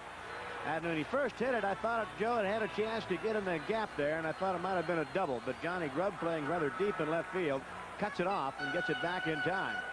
And now out of the dugout comes Darrell Johnson. So we'll see about Charlie Huff. Charlie has given up 8 hits today and 5 runs. And Johnson peering toward the bullpen as he walks out to the mound. Darrell Johnson, the Rangers manager. And that pat on the back usually means, nice try, fella. We'll have to wait and see. You did a pretty good job, but we're going to make a change. As a shot of the Ranger bullpen. We cannot see who that is, but he's going to come in and pitch, a right-hander. So Charlie Huff will be taken out of the ball game. And we'll get a new pitcher for the Texas club. 5-4, California on top. And we'll be right back. With more and more gas stations closing their service bays, where do you go for car service? Mark C. Bloom. We offer total automotive service. Alignments? Bloom does alignments. For more and more people every day, because Bloom does it right. We guarantee it. Now, where are you going to take your car for service? Mark C. Bloom. We take care of your car from the tires up. What's Taco Bell come up with now? A new reason to try the giant Taco Bell Grande. Besides getting more of all the delicious, savory flavors in our biggest taco ever. If you try one now at the regular price, you'll get a medium-sized Pepsi-Cola with it for just 5 cents. So come to Taco Bell and try the giant Taco Bell Grande for a new reason. A medium soft drink for a nickel. What a difference Taco Bell makes. Nancy and Ed have the same problem. Well, their money market fund is down, too. Way down. Where can we go? You could still get a high rate if you want to take a chance. I don't want to take any chances with that much money. You don't have to. Home's new Money Market Plus account pays you top money market rates week after week. The Money Market Plus term is only 7 days, so your money isn't tied up. But the big plus at Home Savings of America is that your money is insured to $100,000. Money Market Plus from the nation's largest. Tom Henke is the new Ranger pitcher. Big fella, stands about 6'4". Tom with a record of 1-0 in 1982, an ERA of 0.75. This is only his 8th game appearance, and he's only pitched 12 innings at the major league level. He came up from the Denver farm team, where he was 3-6 with an ERA of just about 3. Henke, though, a fireballer. He struck out 91 and walked only 33 in 7-8 innings of play. So Tom Henke comes in relief of Charlie Huff, who goes 4 in the 3rd innings, giving up 5 runs so far. DeSensei on first will be his should he score. Charlie also allowed 8 hits, struck out 3, walked 2, and gave up a couple of home runs. Gave up 3 home runs. Score from Boulder, Colorado in the 3rd quarter with about 1:15 left. UCLA has exploded for more. The Bruins, going for their 4th straight win with no losses, are leading Colorado 27-6. And that game can be seen on KTLA tonight at 11. Here's Don Baylor to face Tom Henke. So Charlie Huff and his knuckleball are gone, and now the Angels are going to see some firepower from Henke. Tom Henke, 6'4", powerfully built pitcher. And Baylor cracks one toward Bill Stein. Could be 2. There's 1, and there's a couple. So Henke comes in and retires the side on a ground ball double play by Don Baylor. But California gets 2 runs on the 2-run home run by Fred Lynn. 2 hits, and they don't leave a runner. And after 5, it is California 5 and Texas 4. Michelob brings you the 7-day weekend. Boy meets girl style. Meeting over a Michelob can show that special someone just how special you are. So don't just make a date for the weekend. Set the mood anytime with a smooth and mellow taste of Michelob. I knew she couldn't refuse an invitation like this. Put a little weekend in your week. Yeah. Nice car. Thanks. There's a new Toyota that's been getting a lot of notice lately. Nice car. The new Toyota Celica. Nice car. A Celica that carries on the sporty Celica line in space-age fashion with wind tunnel sculpted lines and 5-speed overdrive, a 2.4-liter propulsion system. All the stuff that makes Celica the right stuff. Nice car. Celica. Thank you. Joe Butita along with Ron Fairley, and a reminder that there is just one more game left after today's action in the regular season. That'll be tomorrow afternoon near 1 o'clock here at the Big A against the Texas Rangers. It'll be Fan Appreciation Day tomorrow, 1 o'clock ball game. The Angels and Rangers, and a whole lot of gifts to be given out to Angel fans in the ballpark. Boy, there are tons of gifts to be given away, and really, I think each year that they have Fan Appreciation Day here at the Big A, it gets better and better. And this year they have some outstanding gifts to be given away. And I hope you make your plans to join us at the Big A. Dave Goltz, working the top of the 6th inning with a 5-4 lead, will face Larry Parrish, Pete O'Brien, and Jim Sundberg. Kansas City has won. They have beaten the Oakland A's 5-4. Ironically, that is the score. The Angels are leading Texas right now. So it's up to California to do it themselves this afternoon. If they win today, it's all over. The Angels will be the champions of the West. And what about the Baltimore-Milwaukee game? The Orioles have defeated the Milwaukee Brewers 11-3. They are now tied with 1 game to play. What a race. You know, that's amazing that Baltimore down 4 games with 5 games to play. And they get down to that crucial 4-game series. Line drive, broken bat, base hit over the head of Tim Foley. And Parrish is on for the second time this afternoon. He's now 2 for 3. He homered his first time up off a force, then bounced out to short, and now singles over short. Parrish is so strong. That time he broke his bat and just muscled the ball out of the infield.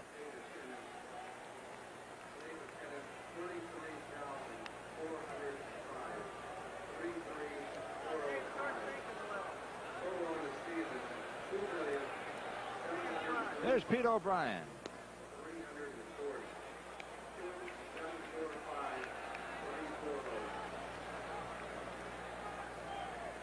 O'Brien has done some damage against the Angels today. He homered his last time up.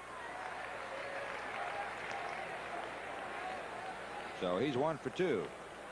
And you can see where Goltz is going to try to keep the ball in him. They're going to try to keep it low and away.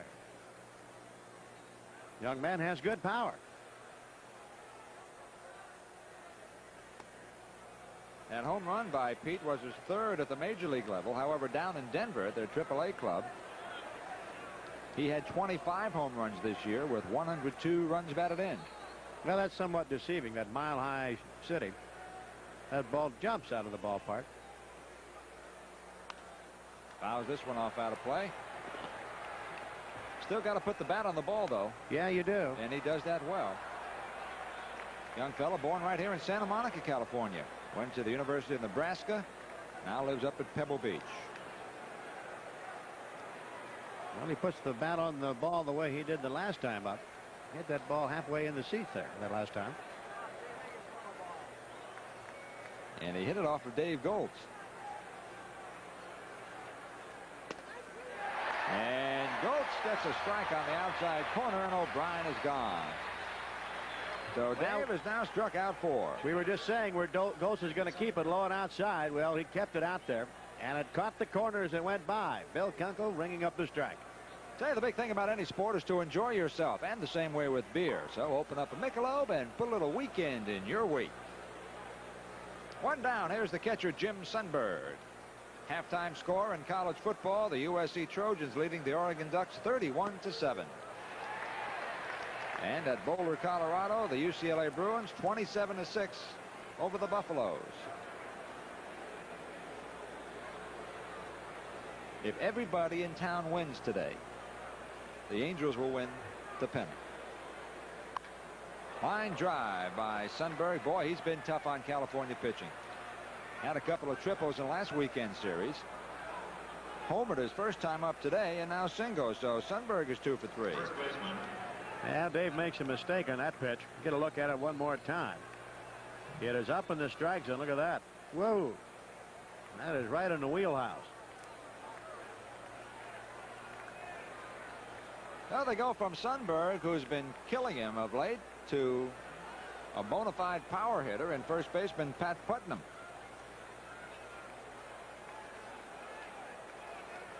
Only 1 out, 2 Rangers aboard, and the Angels with a 1-run lead. They lead at 5-4.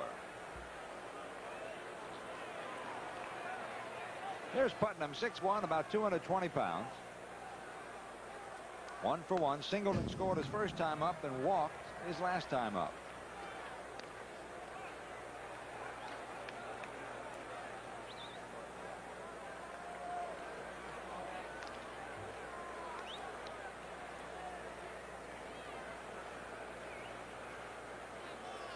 Timeout for just a moment as first base umpire Terry Cooney comes all the way across the diamond, and he's going to instruct, I think, a cameraman to alter his camera to get rid of a glare, I suppose. He wants a towel. Say tonight at 8, Rick James, Chuck Mangione, and Catherine Bach in America are just some of the guests who join television's hottest new show. For the best in music and comedy, it's Laugh Tracks, tonight at 8, right here on Channel 5.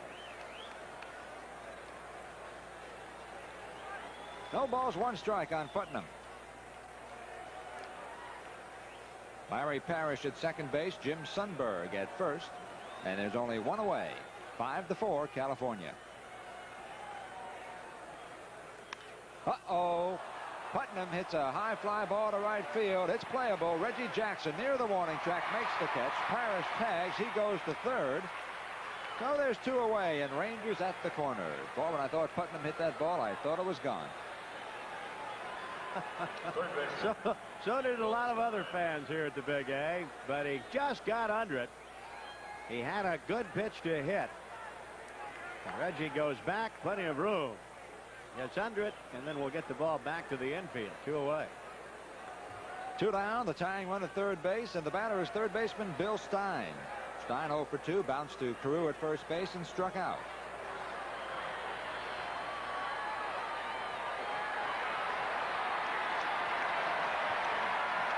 Now there's some kind of commotion on top of the Ranger dugout. That's cleared away, and the game continues, and Goetz' first pitch is swung on and missed 0-1 on Stein. Stein from Battle Creek, Michigan. A .240 hitter this year, just 1 home run, 15 runs batted in. He's playing a lot lately since the absence of Buddy Bell.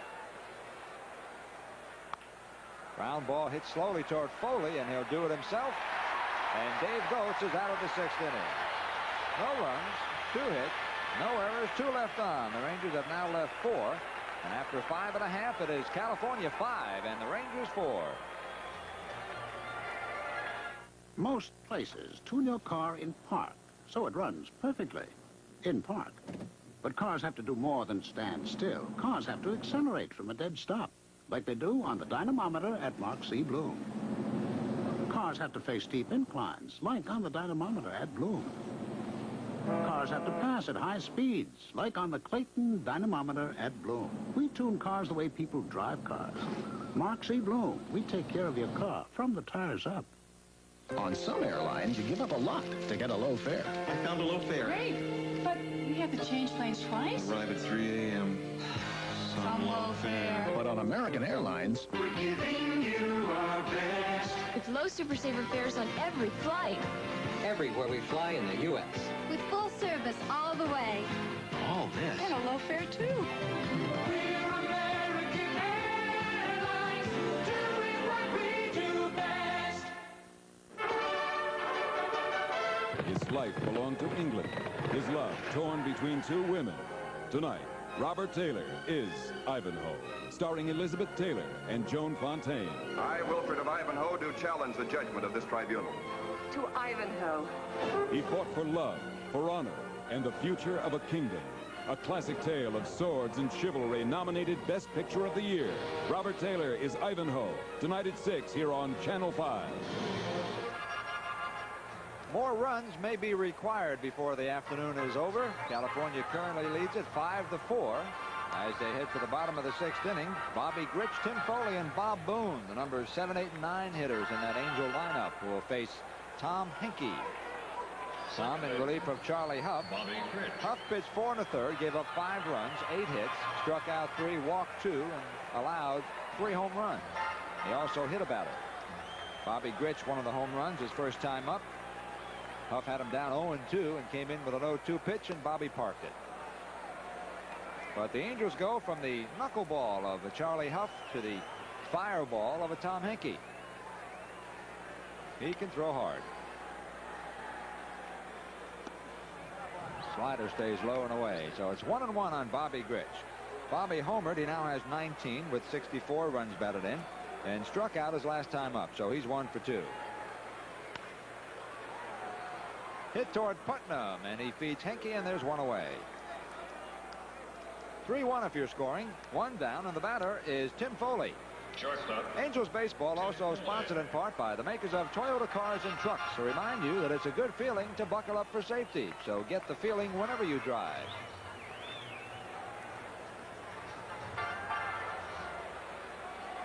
Foley batting .406 against Ranger pitching this year. Doesn't have a home run against him. In fact, he only has 3 on the year, but he's driven in 6. He's 1 for 2 today, singled in the first and bounced out to the pitcher his last time up.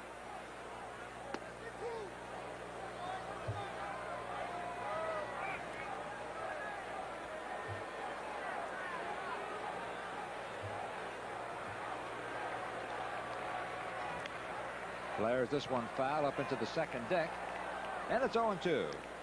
Tomorrow afternoon in the final of this series and the last regular season game, it'll be Mike Smithson for the Rangers and Tommy John for California. That's tomorrow, 1 o'clock here at the Big A, and it'll be Fan Appreciation Day. So come on out and enjoy the afternoon with us. Broken bat and hit slowly toward Bill Stein. He's got to hurry. And there's 2 away. I think Tim Foley with a set of good legs might have beat that one out. Well, he might have. But I have been very much impressed with the way that Tom Henke has been pitching. Dropping down sidearm like that from time to time off some right-handers. He can be awfully nasty to some of those right-handers. Here's Bob Boone with 2 away.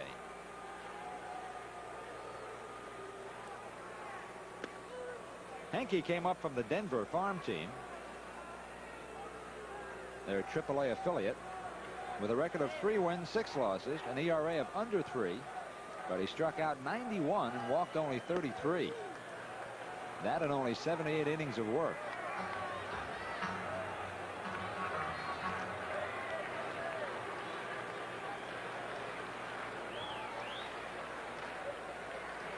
Sidearm inside with the fastball, and it's 1-2.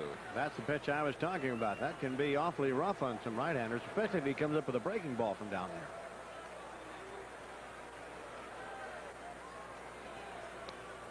That's high, gets away from Sundberg, and it's 2-2. Bob Boone this afternoon, 1 for 2. Infield single in the second inning, bounced out the third his last time up. Bob batting .256, 7 home runs, 58 runs batted in.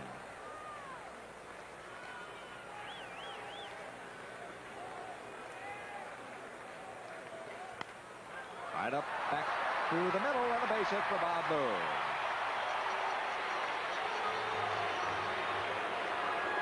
No, Bob Boone gets his second hit of the afternoon. He's now 2 for 3, and the fans are not booing him. They're simply saying Boone.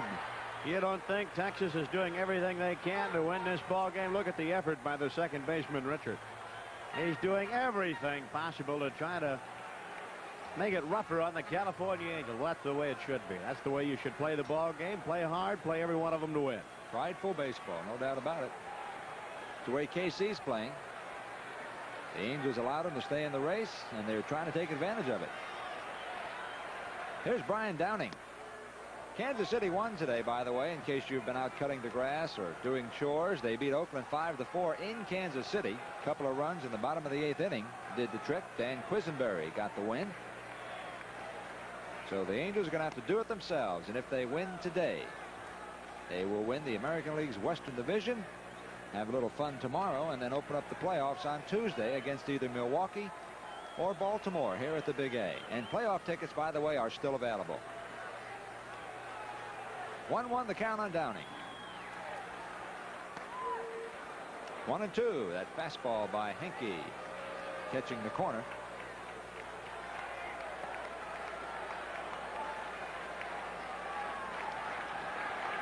Downing 1 for 2, double and scored his first time up, walked and flat out to the second baseman. And he goes the other way to Pat Putnam with a lazy line drive.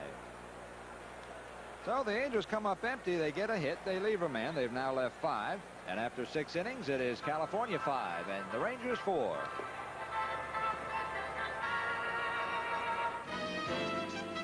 Toyota presents a truck that gives you the feeling. The feeling of power in motion. The Toyota 4-wheel drive truck. It's wild. With a power plant that gives you 100 horses and big load-pulling torque. The minute you drive this Toyota, you know it's telling you to head for the hills. Now you got the feeling. Somebody did it right. Oh, what a feeling. Toyota. There's there's a difference, an overall difference. We double the difference at Vaughn's. This week, look for a 2 million pound beef sale with savings on items like Vaughn's Table King boneless beef top sirloin steaks, $2.29 a pound. Boneless beef round steaks full cut, $1.68 a pound. Vaughn's Table King beef T-bone steaks, $2.29 a pound. Plus, check this week's paper for money-saving double coupons. Overall, it's Vaughn's.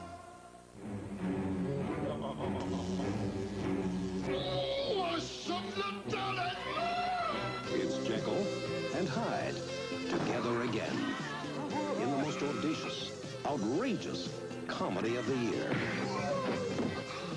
Jekyll and Hyde together again, and they're still crazy after all these years. I am the doctor! You need a doctor! Now playing Man National Westwood Man Chinese Hollywood in a theater or drive-in near you.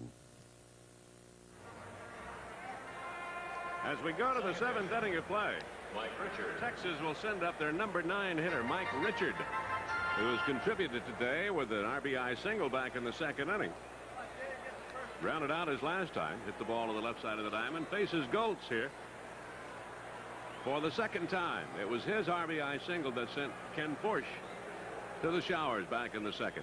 Goltz delivers a breaking ball outside for ball 1. David now has worked 4 1/3. They have gotten him for 1 run. That was a home run by Pete O'Brien. Bullpen stays busy. The breaking ball misses for ball 2, 2-0. 5-4 lead for the Angels. 5-9-0 for the Angels. 4-7-0 for Texas. Out of play and back here. 2 balls, 1 strike. Richard, a year ago, the top hitter in the American Association.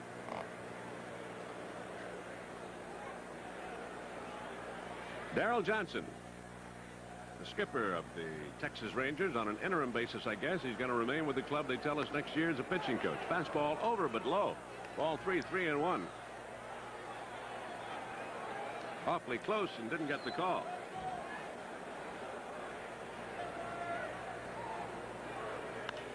A flare out toward right could be trouble. Jackson coming on and can't get there. Richard with a little bloop single out in right field. So he continues to be a pest. That's exactly right. This pesky little hitter inside out with the swing, and the ball hit right in between the infield and the outfield. And Reggie playing cautiously, not wanting the ball to get by. So there's a man on. And that is the tying run. And that'll bring up George Wright, hitless today, 0 for 2 with a walk. And Gene Mock coming out to have a talk with Bill Kunkel. Dave Goltz, as we told you, has worked 4 1/3. That is a fairly long period of time for him. He was on the DL with the cut finger, and he may be starting to weary just a little bit. And I think Gene went to Bill Kunkel to see if he could check on his pitcher's condition. Did you take a look at Sanchez out there? Kunkel pointed at, or looked at Darrell Johnson and pointed to his stomach as if Dave Goltz might be suffering with some kind of intestinal problem, and they're going to make a change. So that will do it for Dave Goltz, and apparently may be suffering from an upset stomach, and that was what the indication was from Bill Kunkel. And I'm sure David told Gene Mogg before he went back out there that I'm not feeling so hot. Keep an eye on me. Gives up the little flare to right. The tying run is on base. Luis Sanchez fronts in from the bullpen.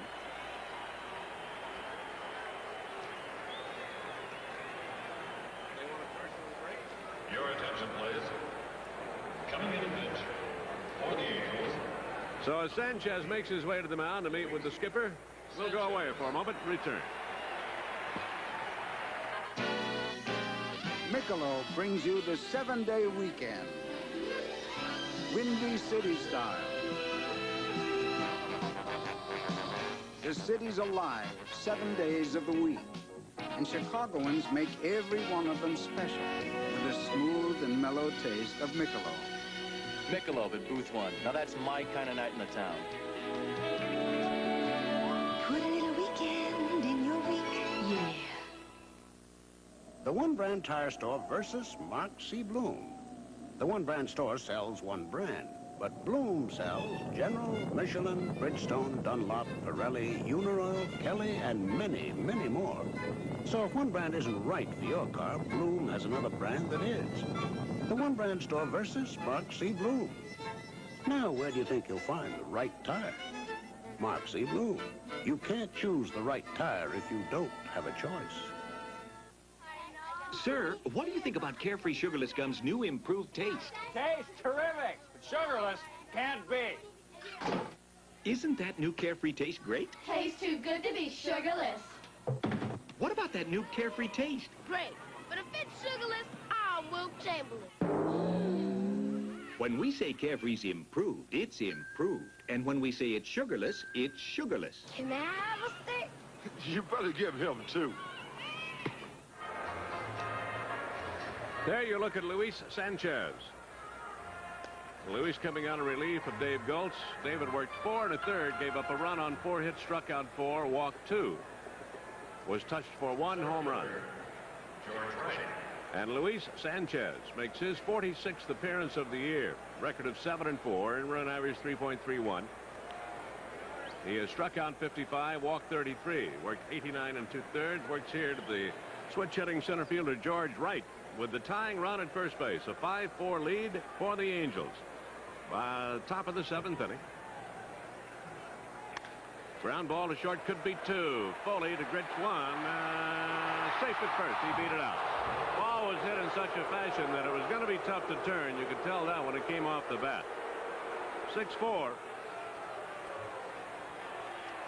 Well, you're right. The ball hit slowly enough toward Tim Foley. You got to get the lead runner in this situation, as Wright drove it into the dirt in front of the plate. They do that, and Wright runs just too well to get him at first base. So Wright becomes the tying run at first base with 1 out, reaching on the fielder's choice. Wayne Tollison, the switch-hitting shortstop up there. Luis in a big situation. He has 4 saves to his credit and trying to nail one down here for Dave Goltz. And in the process, the biggest item of all, trying to nail down the Western Division title. Misses high with a fastball, ball 1. Tollison not hitting much, but he's been a pest. He had a couple of hits last night, 2 out of 3 hitless today. 0 for 3. He struck out his last 2 times up.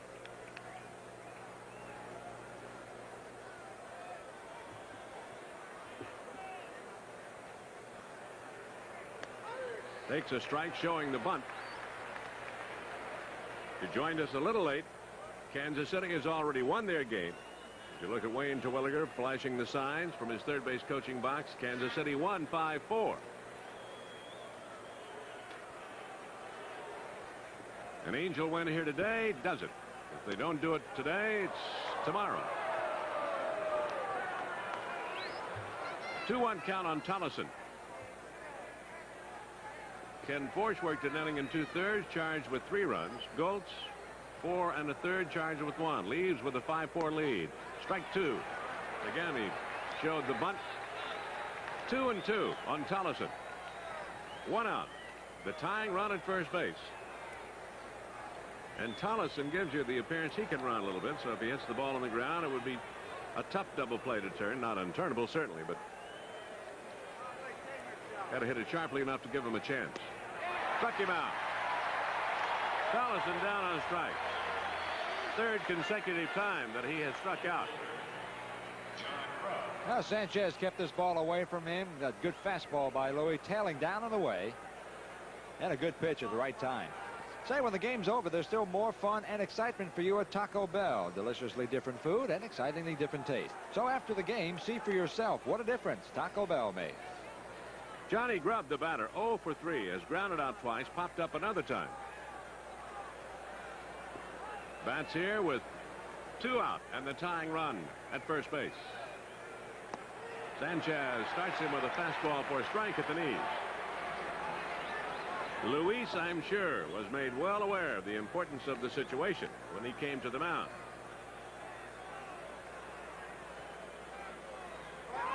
They start the runner. A chance to get him. He is out at second base. Bob Boone does it again. That tell you. 2-6 on the put out at second base. And Boone cuts down right. No runs. A base hit. Nobody left. We'll go to the bottom of the seventh to score. The Angels 5 and the Rangers 4.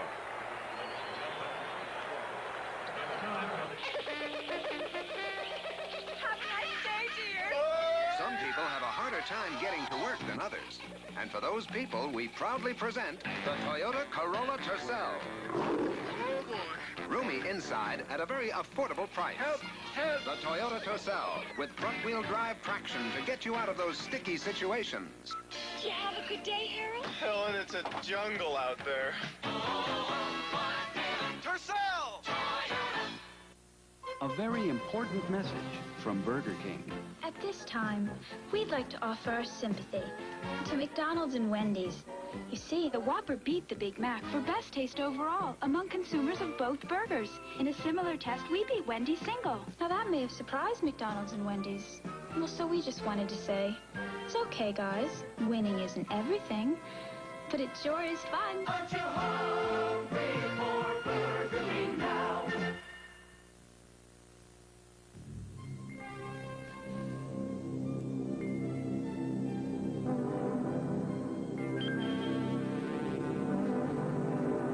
The airline with one of the most modern fleets in all the world still believes in the romance of travel. Singapore girl, you're a great way to fly.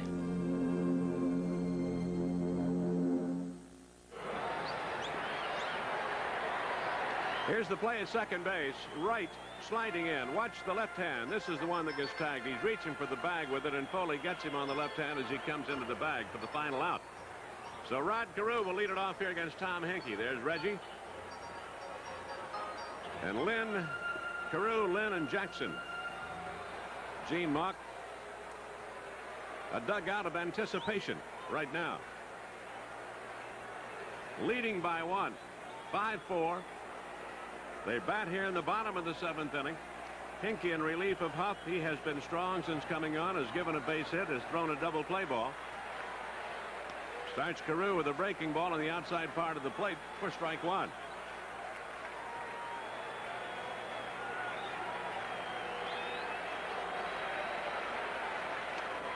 Just outside for a ball. 1-1. Rod has had an RBI single today, bounced into a double play, walked and scored. He was on base when Lynn homered in the 5th inning. That's what put the Angels on top 5-4, where they stand right now. Dumps it up the third base side, and they get it. Fine. No, he can't do it.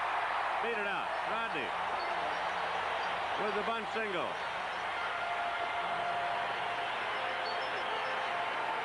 This is textbook, folks. Textbook. Stein playing a little bit behind the bag, and Rod notices that and lays it down beautifully. Bill made a good play. Almost got him. But Carew among one of the best bunters in the American League. What a pretty play.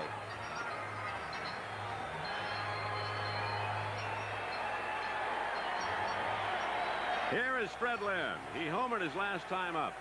He's had some good cuts today. This is the first time that he has faced Henke today. Fastball outside for a ball. He homered off Charlie Huff well into the right field bleachers. His 21st of the year. He has swung the bat well all year against Texas. He owns a .469 batting average against them.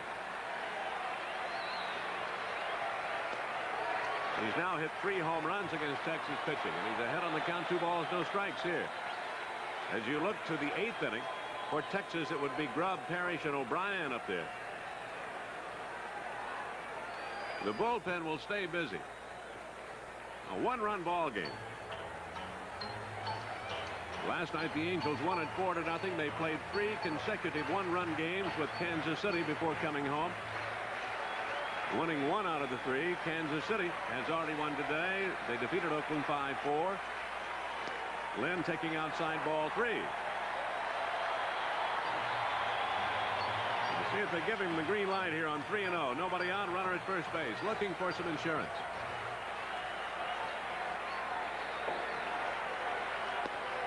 Strike.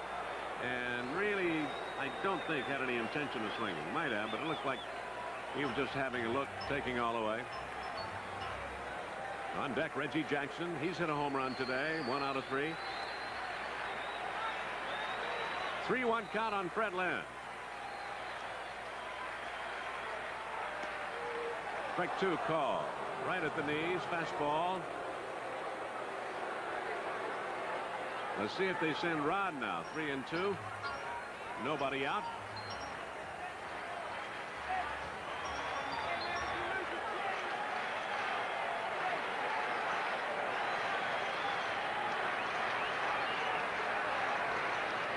Hinkie, with an idea that they might, goes over there.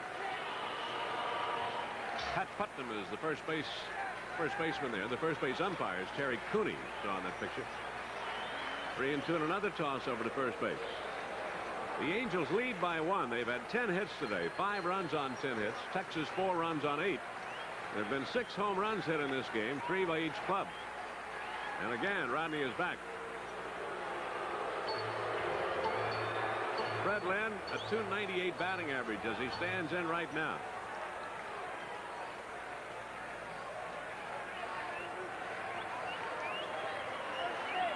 Since the All-Star break, Fred has batted .311. He's up that today. He's hit 12 home runs, and he has driven in 55. Swing and a miss and a high throw, but Rodney is out at second base as Lynn strikes out into a double play.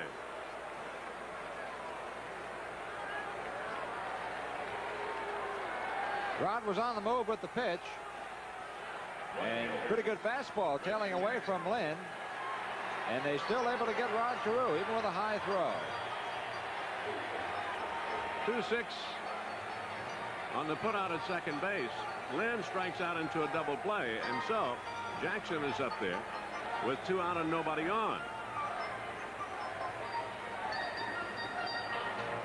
Took a chance on Lynn not striking out, but he did. So there are 2 out. Saw that happened the other night in Kansas City in the first game of that series when Jerry Martin struck out twice during the game into a double play in the game in which the Angels were the winners. Reggie with a home run the first time up has since grounded out and flied out to center field. He faces Hinkie here for the first time. The inning had a promising beginning.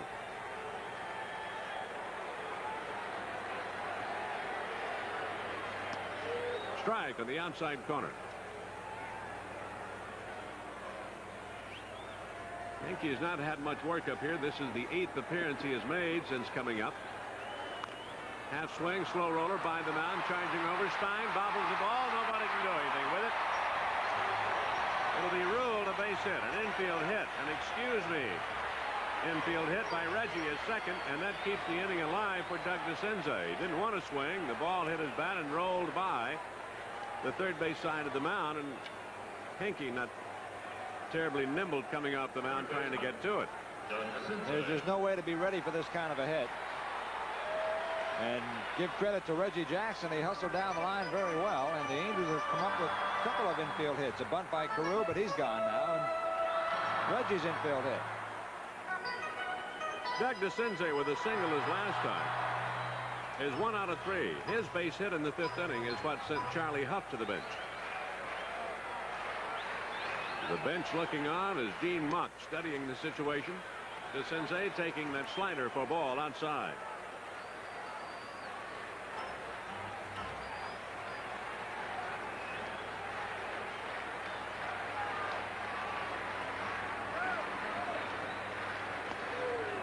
High strike going to Hinkie. 1-1.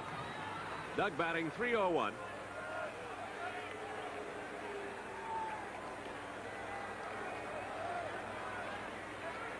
He struck out his first time up, but reached on a passed ball when the knuckleball got by Sundberg. Grounded out in the 3rd and singled in the 5th inning, but was wiped out on a 5-4-3 double play. Out of play back here. 1 ball, 2 strikes on DeCinza. Doug tied with Reggie Jackson for the RBI leadership on the club with 97.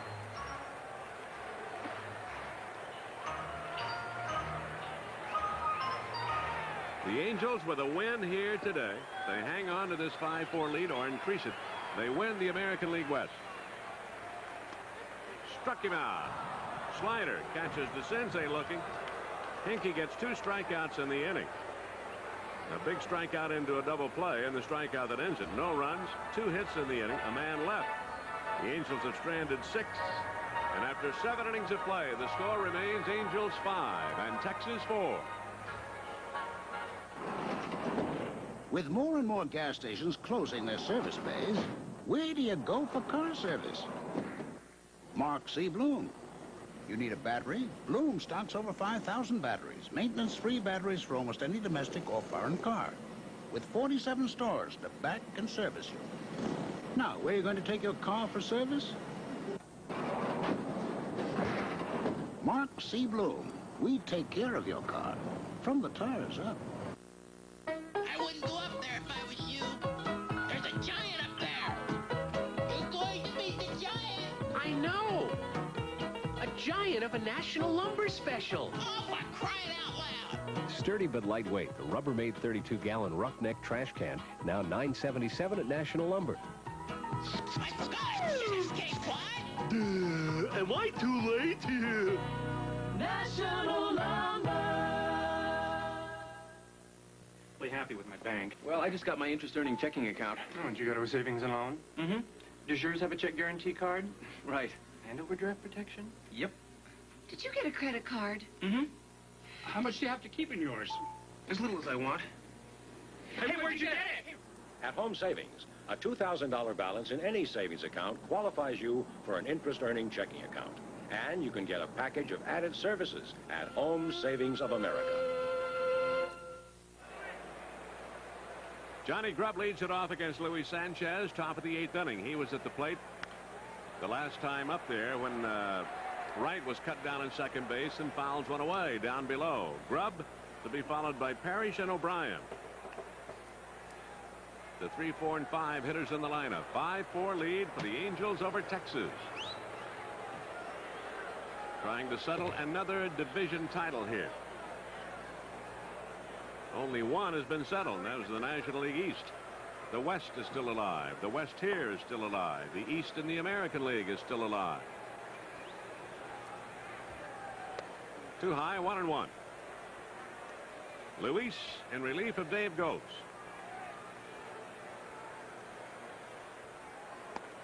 Threw it right by him. High Hartman, 1-2. Grubb this afternoon has grounded out twice, popped up another time.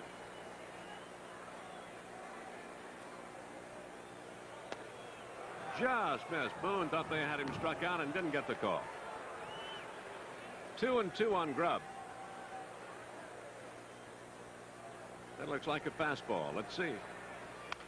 Broken bat, ground ball to the right side. Gritch flags it down. Up, throws. He got it. What a play by Bobby Gritch. When it looked like Grubb had been given an extra strike and a borderline pitch that he didn't get, he breaks his bat on this one, and Gritch, when it looked like it was by him and into right field, dives and flagged it down. What a play by Bobby Gritch to start the 8th inning. And just getting Grubb at first base. One away. Again, Gritch scrambling to his knees. Can't get a great deal of mustard on it.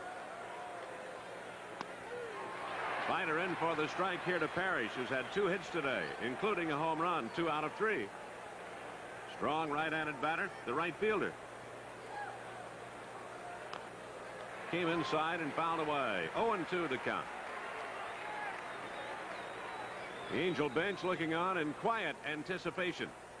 That man trying to win his first division title. It has come down to game 161. Just missed for a ball. 1-2.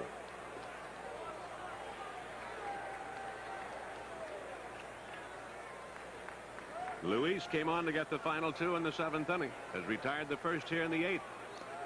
Just missed low and away with the breaking ball. 2-2.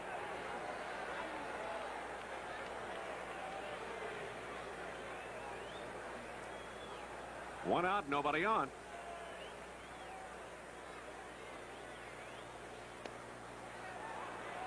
Full count on Parrish now, 3-2.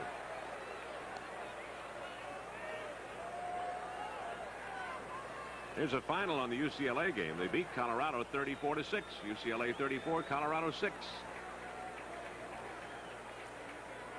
3-2 pitch. Struck him out. Parrish is called out of there. A borderline call. He doesn't care for it. But there are 2 down. See what you think. Down and away and punched out of there by Bill Kunkel. And the batter, Pete O'Brien. He's had a home run today. 1 for 3. A rookie first baseman outfielder by trade, working as a designated hitter today. First pitch to him is too low for a ball.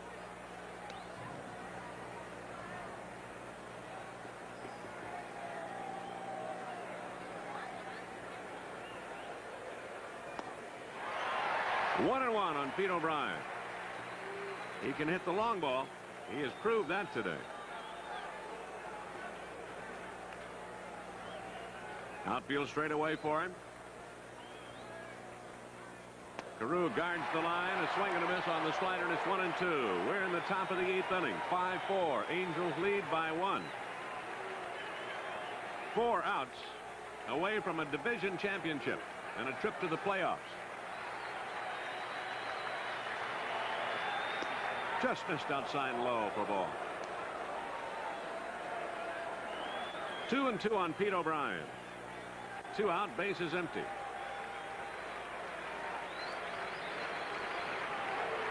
Struck him out. Sanchez blows away O'Brien. 1-2-3 go the Rangers in the 8th inning. We go to the bottom of the 8th inning with the score, the Angels 5 and the Rangers 4. Michelob brings you the 7-day weekend on top of the world style. Whether you're 100 stories above the city or a mile up in the mountains, the smooth and mellow taste of Michelob makes weekdays a little more special all across the country.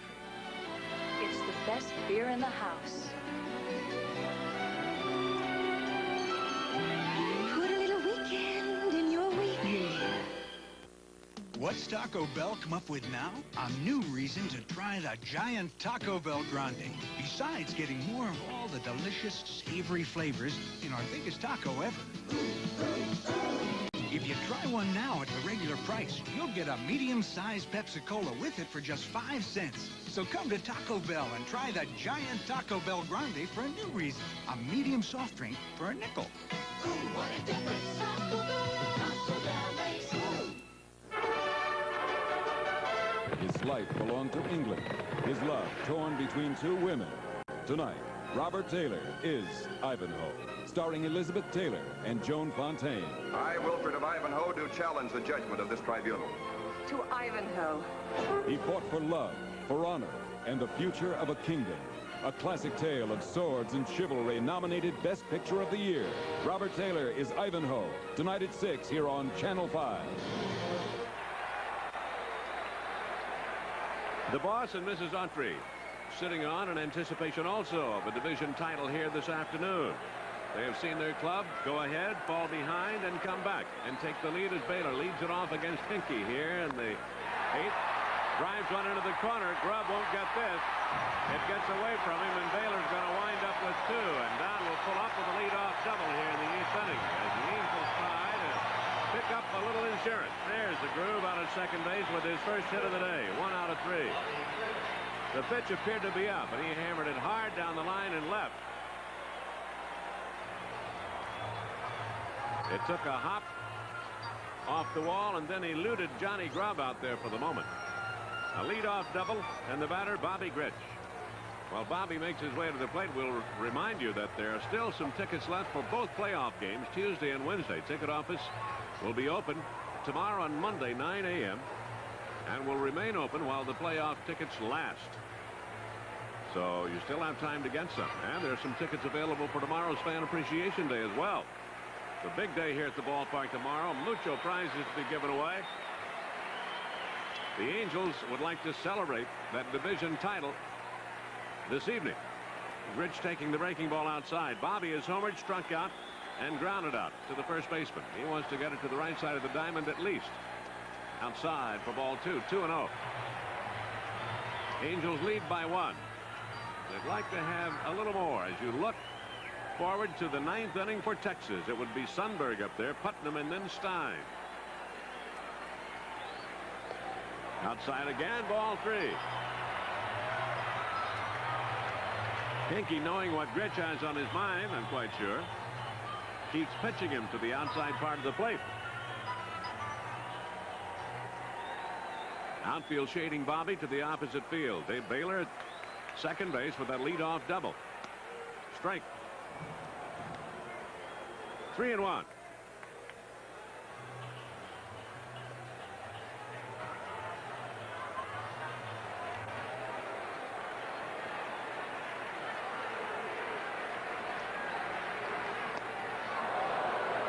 Full count now on Bobby Grich.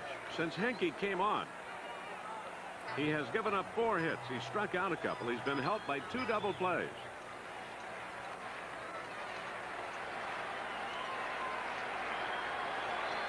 Three-two pitch now. Grich down on strikes. He's unable to advance the runner. So after going 3-0 on Bobby Grich, Hinkie comes back to get him. The batter, Tim Foley, take a look at it one more time. Didn't appear to be a troublesome pitch, just one that he didn't happen to get that time. Foley takes a slider, strike call.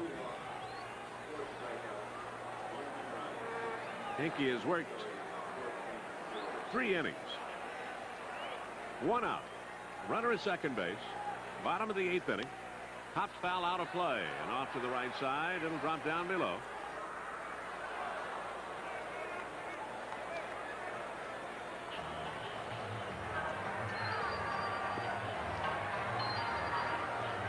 They have gotten nothing off Hinkie. The winning margin belongs to Fred Land right now with that 2-run homer in the 5th inning. Hinkie has given up 4 hits, but they've got nothing else. Broken bat, ground ball up the left side. We'll have to bring a new one out to Timmy. Don't forget, tomorrow is Fan Appreciation Day. And again, a reminder that the ticket office will be open 9 to 5:30 tomorrow, as well as Monday, for the purchase of playoff tickets. Benikas loosening up out there to make a defensive appearance.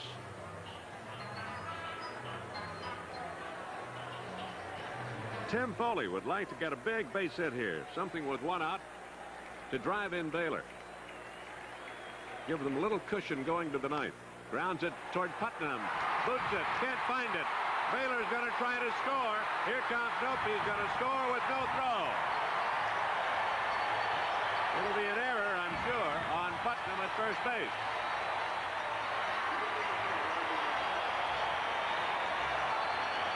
It is going to be a hit. It'll be ruled a hit. Timmy gets a base hit and an RBI out of it. Baylor scores. That makes it a 6-4 margin. They'll have at least 2 runs with which to play in that top of the 9th inning. And Foley getting his 56th run driven in of the year. And the batter will be Bob Boone.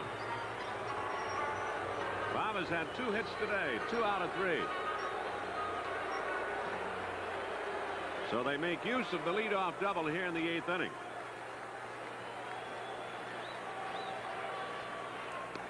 Starts him with that slider for a strike.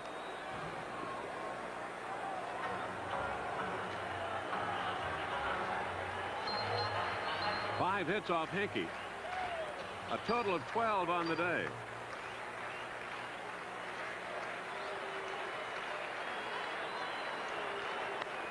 That will be out at second base. Richard got back to the edge of the grass. A little soft liner. So Boone is out, and the batter will be Brian Downey.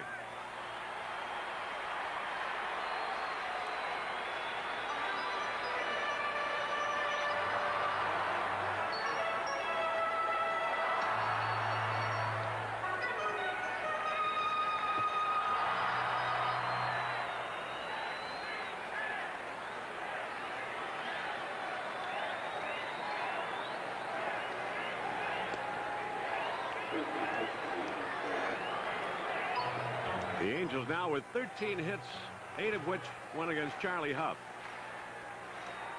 5 given up by the big right-hander, Hinkie. 2 out now. Foley at first, Downing. 6 high, ball 2, 2-0. A run home here in the 8th inning. A leadoff double by Baylor. Rich struck out. Foley with an infield hit that drove in the run as Putnam lost the ball at the back edge of the skin part of the infield around first base. Too high, ball 3, 3-0. In the Texas 9th inning, it'll be Sundberg, Putnam, and Stein due up there. The Angels will have at least a 2-run cushion.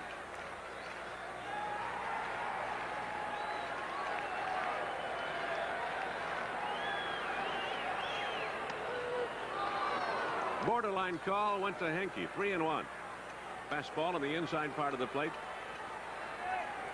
Bryant's had a double. He's 1 out of 3 today. Lined out to Putnam at first base his last time up. Half swing and a slow roller up the right side. Didn't want to swing. Throws his bat away. Didn't want to do that. The frustration coming out of every pore of Brian Downing when he does something like that. Tim Foley on at first base, responsible for that little added run. Downing with a full count, 3-2, and Foley will be off with the pitch here with 2 out. Bottom of the 8th inning.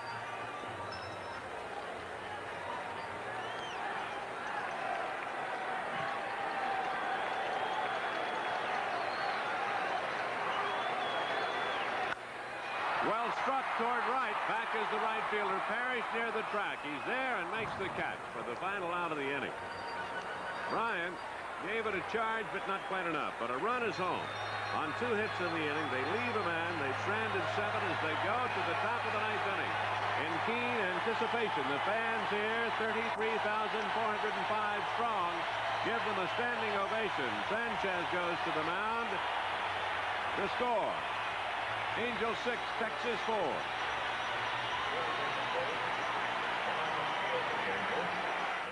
The assault. These are the enemies of the adult mouth.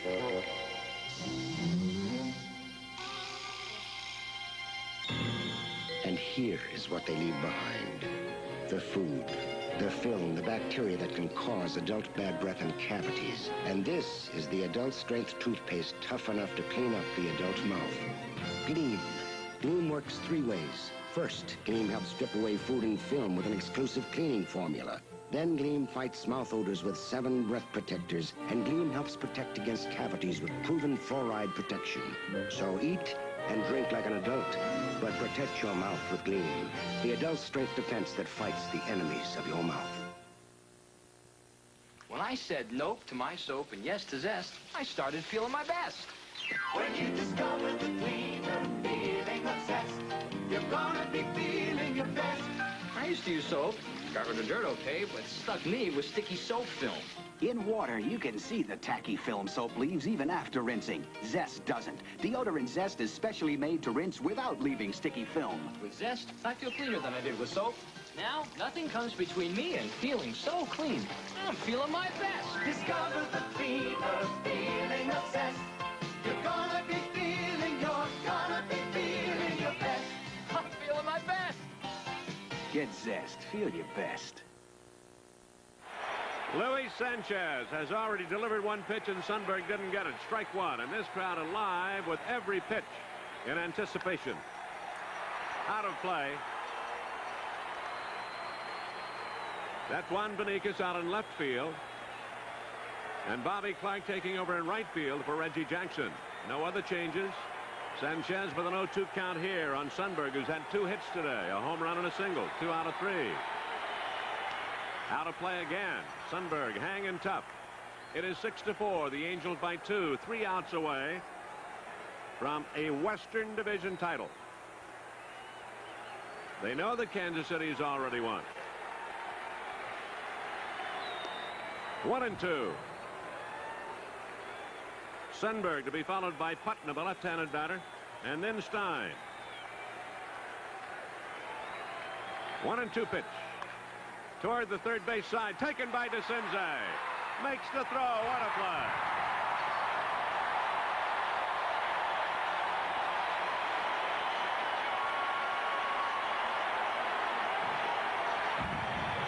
Take a look at it one more time and you find out why they're in the position they're in today. DeCinces with a tough hop on the final one. A full spin and tosses on Sundberg one away. 2 outs to go for the title of the West. The batter is Putnam.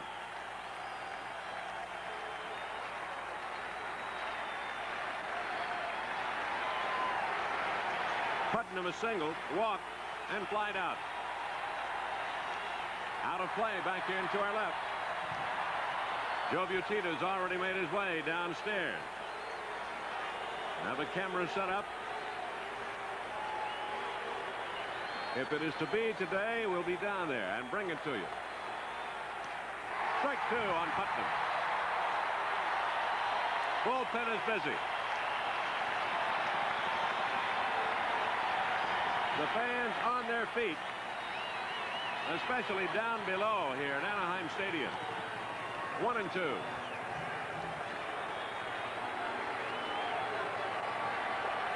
Putnam with power. He's hit a couple of home runs, spent most of his time in Denver. Stays alive, fouling it back. 1 ball, 2 strikes. There you get an idea of this crowd and anticipation of the celebration to come. Their club leads by 2. 6-4. 6 runs on 13 hits for the Halos. 4-8-0 for Texas. To Putnam. Out of play and off to the left side. On deck, Bill Stein. 1 out here. Nobody on. Top of the 9th inning.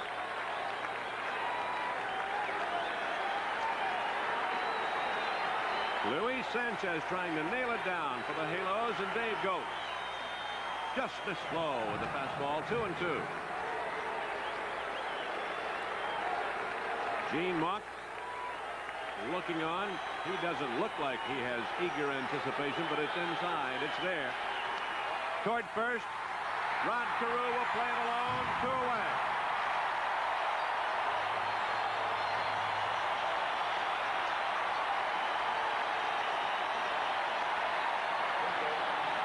With 2 out.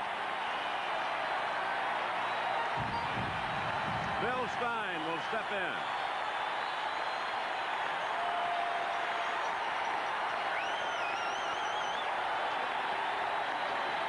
Luis ready to work the Stein. Too high with the fastball. 1-2. Or 1-0, I should say. Stein today is hitless.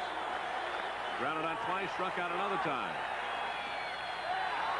A little bit outside. Luis wanted the call, so did Boone. 2 balls, no strikes on Stein. 2 down. There's a strike. 2-1.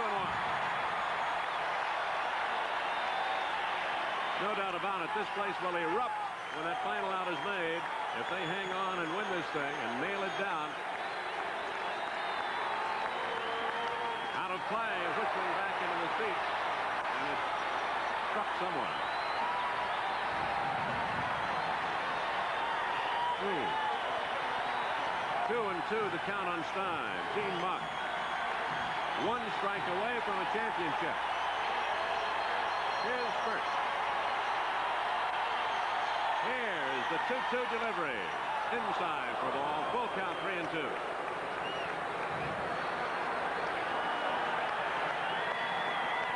Three and 2 on Stein.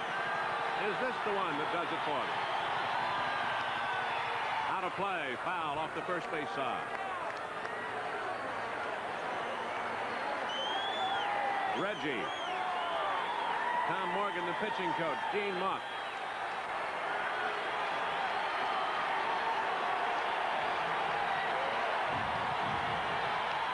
Play again.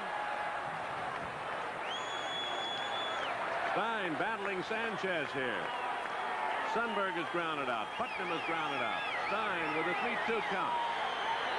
Trying to make it as tough as he can on the Halos. Here's the 3-2 pitch. Just missed ball 4, and he loses him and brings the tying run to the plate. A 2-out walk here in the top of the 9th inning. Is the first man to reach base off Sanchez, and Carew wants to come in and talk it over.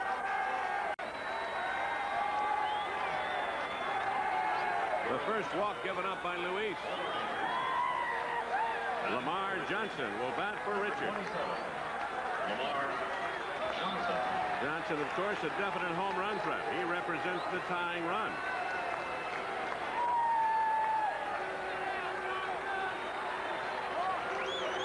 So this one not quite over.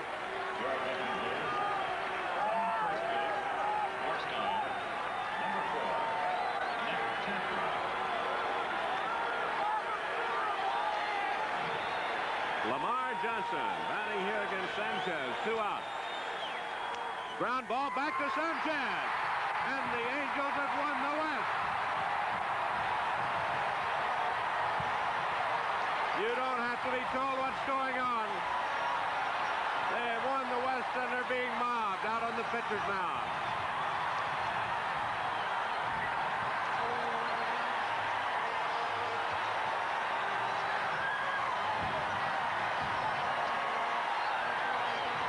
Look at this.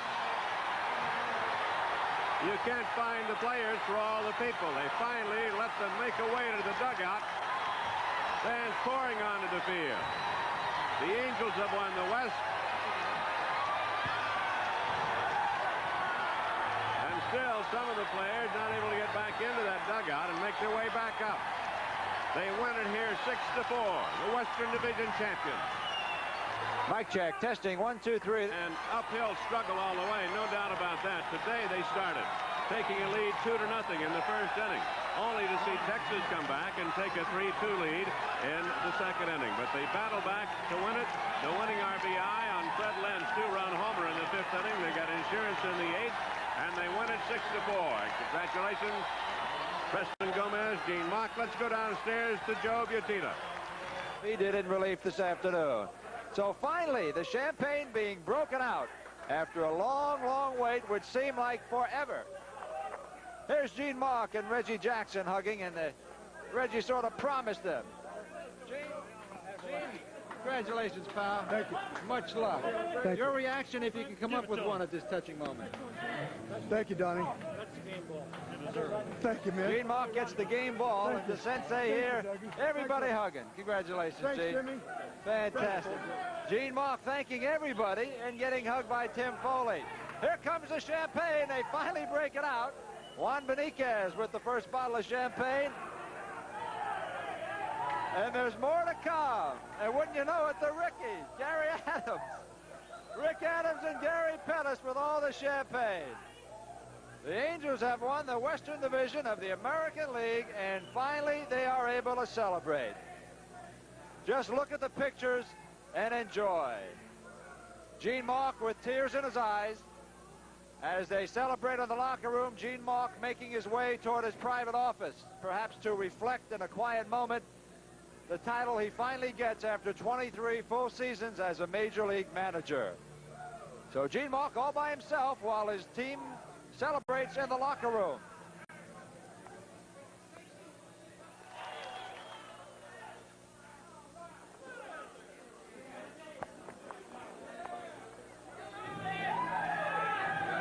More champagne coming out now. It was almost as if it were a delayed reaction. The players got in here. There was no champagne. There wasn't even any shouting. Now I think that's starting to break in. The corks are popping. And Reggie Jackson. Oh, the champagne is flying hot and heavy here.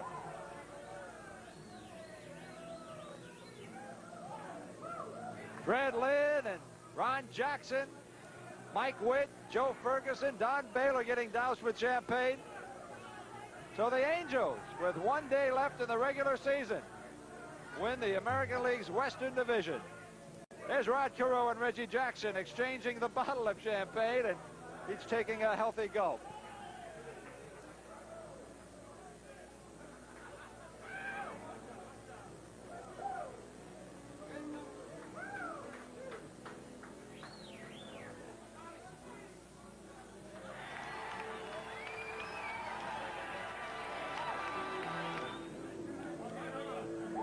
Reggie, you said in batting practice today you were going to hit 3. You only got 1, but what a one it was. I'll take 1, that's for sure, any day of the week, especially in October. Super game. Guys played really super well. We were very, very up. and it's just a wonderful, wonderful, great feeling. Can you share with us, if you will, what you said to Gene Mauch when you hugged him a moment ago? Congratulations, you deserve it. He told me, he said, it's really sweet for me. It's very special to me. And I just told him, you deserve it. Nice going. And with all the postseason play you've been in, this is probably special to you, too. Yes, it is. This is my 11th time being in the playoffs. However, this time here, this town, these people, the ball players here, the fans, the media, everybody has been super to me. They've really given me something extra special here. I'm so happy that we won here. I'm so happy for Gene Autry, his wife, Buzzy Bavasi, and the whole organization. This is a special area, special town, special team, and I'm grateful to be here. How's the champagne? It always tastes good when you win. Congratulations, Reg. Okay, so Reggie Jackson sipping from the champagne bottle. Across the room, a whole lot of other champagne bottles are being opened up as the California Angels have won the American League's Western Division, and now they will wait and see who they play as Baltimore and Milwaukee play off tomorrow. Now we're going to try and get our camera across the room, and you can just enjoy all the celebrating in the locker room.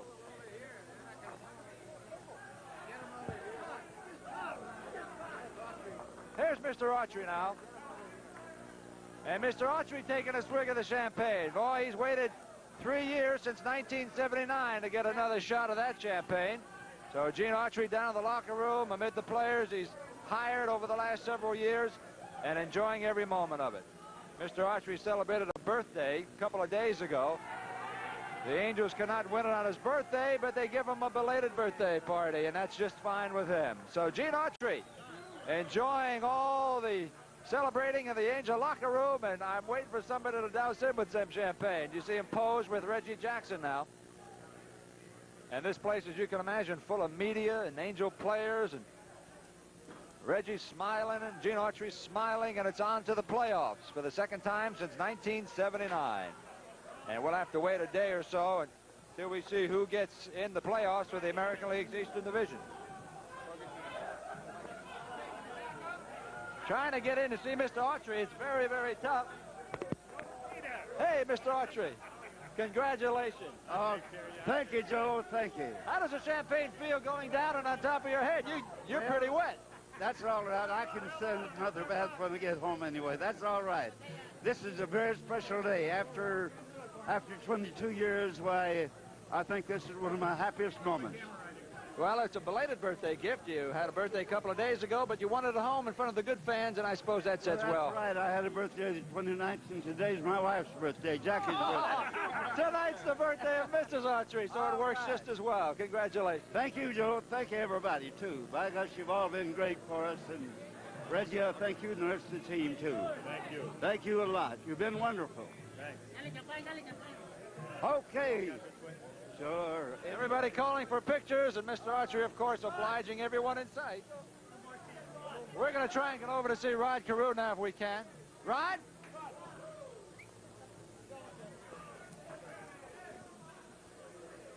I'm getting the cable pulled out of my hand, but Rod, let's see if we get the camera turned around. Here we are now. Rod Carew.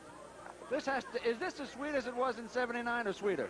I think it's sweeter because, you know, we took it right down to the end, and we know that Kansas City was going to be tough. They're not a pushover ball club. They're a very good ball club. And, you know, we had some pressure from them because of some of the things that happened, you know, in the last 2 series against us. But, you know, we just came through like, you know, like real champions. You know, we went out there and we did it ourselves.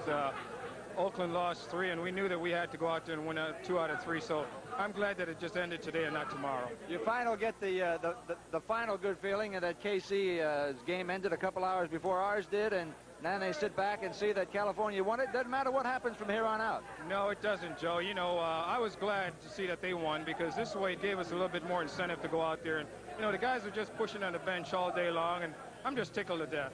Congratulations. Thanks very much, Joe. Okay, here's Freddie Lynn. Fred with such a big day today. Freddie. Hi, Joe.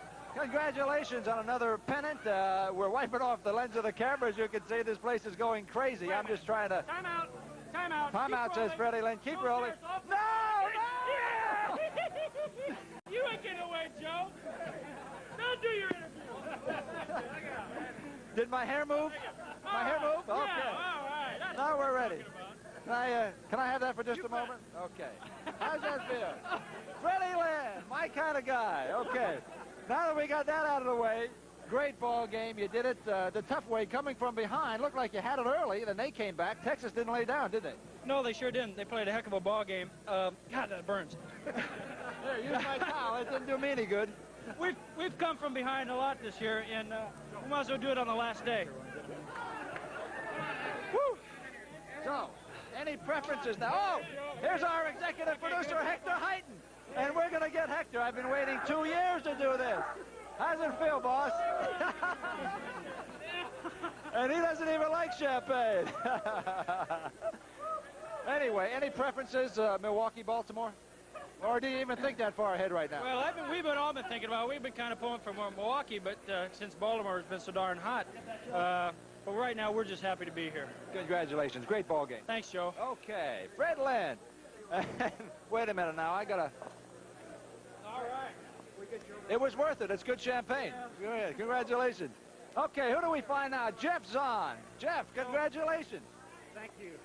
Jeff Zahn, earlier in the year, about mid-season, when he was winning so many ball games, a couple of the fans yelled that he might be up for the Cy Young Award, and that's a possibility. No, Jeff winning his ball game yesterday, congratulations. It's been a long season, and you waited a long time to win it, but you got it now. How do you feel? Oh, I feel very, very elated today. I mean, this is something we had goosebumps all day long. Felt like we could win it today, and it was just great to finally win the thing. Do you have any preferences now in pitching against the Brewers or the Orioles? I'm just glad we're in it. I'll worry about that later. Yeah, time to celebrate and enjoy this, huh? That's right. Okay, congratulations. That's great. Great job by Jeff Zahn and all the Angels. We're looking for other people. Ah, Buzzy Bavasi's here. How are you, sir? Congratulations. Got a little wet, didn't you? Uh-oh, here it is. No, I use this to drink. Okay. All right. Finally, it's been a long, sometimes torturous season, but it's finally over. You got the pennant. Now what do you do? Well, I think we do something for the man that you work for and I work for. We get into the World Series. Wouldn't that be wonderful? Now, Baltimore again beat Milwaukee today, and they're coming down to a game tomorrow with a game left in the regular season. What are your thoughts there? Do you have any preference as a general manager where you want your ball club to play? Not really. I think the Montreal Stadium is more suited for us. I mean, the Milwaukee Stadium. But I don't think our players could care which one wins, really. We have a job to do. They know what the job is. They knew what this job was April 1st, and they finished it April 2nd, and they'll do the same thing. They will go all the way.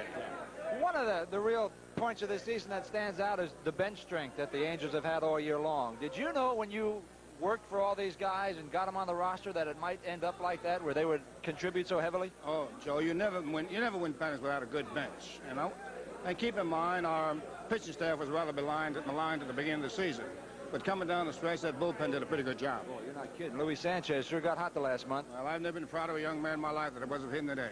Congratulations. Thank you. Okay, Buzzy Bavasi and so many. Here's Bruce Keeson. Congratulations, big guy. You've been one of the hottest pitchers in September. Of course, that's been like all career long for you. What are your feelings right now? Right now, we're just all very happy. You know, we went through some tough times in Kansas City. Of course, winning that first one was a big one. Winning the first one here in this season was a big one, but I think it all boils down to what it was all about, and that was a team effort. We got contributions from everybody throughout the ball club, and that's the way you win, is a team effort. We got an excellent job. Today we came back and fought a hard, tough game, and it's just, nobody said it was going to be easy, and it hasn't been easy all year, but we're finally here where we want to be. Bruce, you were one of the guys who put your personal feelings and personal aspirations aside a couple of weeks ago and said, I'll do whatever I have to just to get us that pennant. And that kind of attitude has prevailed, hasn't it? I think everybody has that attitude. Throughout my years, I've had the luxury of playing with contending ball clubs. And, you know, personal goals and personal feelings are for second division ball clubs. We're very proud of what we've done here today, and we just hope we can pick up and go into the playoffs strong, and we'll take it for whatever happens there. Job well done, Bruce. Thank you. Okay, and good luck the rest of the way. Maybe it'll take us into the World Series. Now, here's Tommy John. Tommy was supposed to pitch tomorrow. Will you still work tomorrow? I don't know. I won't start. I may pitch an inning or two, but they took the pressure off of me anyway now. But, you know, it was great to win it here, you know, in front of your hometown fans. And plus, it was good to win beating the ball club but not backing into it. Yeah, that's true. Everybody was stressing that the last couple of days, that it'd be nice to win it yourself and not wait for Oakland to lose, because I don't think they're going to lose in KC. Well, Kansas City is tough, and you know, we played. This is a great year. I've only been over here for 1 month, but I tell you, this is an outstanding ball club. And and look who's doing it, the rookie. Hey, thanks. The rookie. That takes a lot of nerve for a rookie. That's okay. He's worth it. Any thoughts about next weekend? Next weekend? Next week. Any preferences? No, I don't. You know, if we play the kind of ball we're capable of playing, we can beat any ball club, and we just got to play good, solid baseball. Congratulations. Let's take it right to the World Series. I tell you, that'd be great. I'll drink to that. Okay, John. Bobby Grich is one of the fellows we haven't gotten yet, and I'd sure like to pour some champagne on his head. Where is Bobby? Follow our camera. We're going to go look for him. He's seated, so I know I can get him. We're making our way to Bobby Grich right now. And as our camera comes on, I got to do this to Bobby Grich. Bobby, how's it feel? I'm going to take the last sip. Congratulations, Bob. Job well done. Thank you. All right. How's it feel? Fantastic. Yeah, really a very special thrill to be a part of all this. And I think we would like to have won it in Kansas City, but actually the thrill is bigger here at home, and there's nothing like the feeling of being on the field when you got 35,000 people pulling for you, screaming for you, and putting all that energy down on you. It's a fantastic experience, and actually I'm more happy that we can win it here than in Kansas City, so these people could share it with us. Now, how do you think, personally, Gene Mauch feels right now? After all the celebration began, Gene went into his office all by himself. Well, he's had a hard, tough season. He's been a fantastic manager for us. He's hung tough. He's been a good leader. He's been hard-nosed. He never gave up. He was always optimistic. I mean, I can't say enough good things about the man. I'm a Gene Mauch man all the way, and my congratulations to him. The monkey's finally off his sizable back. Yeah, right. He's got a winner, but now we've got 2 more steps to go. This is the longest and the hardest and the biggest step, but I feel now we get a couple days rest, and let's regroup and get ready for the next 2 steps. Having played in Baltimore before, do you have a preference as to where you play next Friday? I would rather play in Milwaukee. I think that we play better in Milwaukee than we play in Baltimore. I think Baltimore's tough at home. They've got some good pitching. They've got a good ball club. They're hot right now. They're the hot team of all the big leagues. So I'm pulling for Milwaukee to win tomorrow. But if they don't, it doesn't matter. We get the advantage because we open at home. That's a big plus for us, opening at home this playoff season. So let's win 2, and we'll be on our way. Congratulations, big guy. All right, enjoyed it. Enjoyed it, Joe. Okay.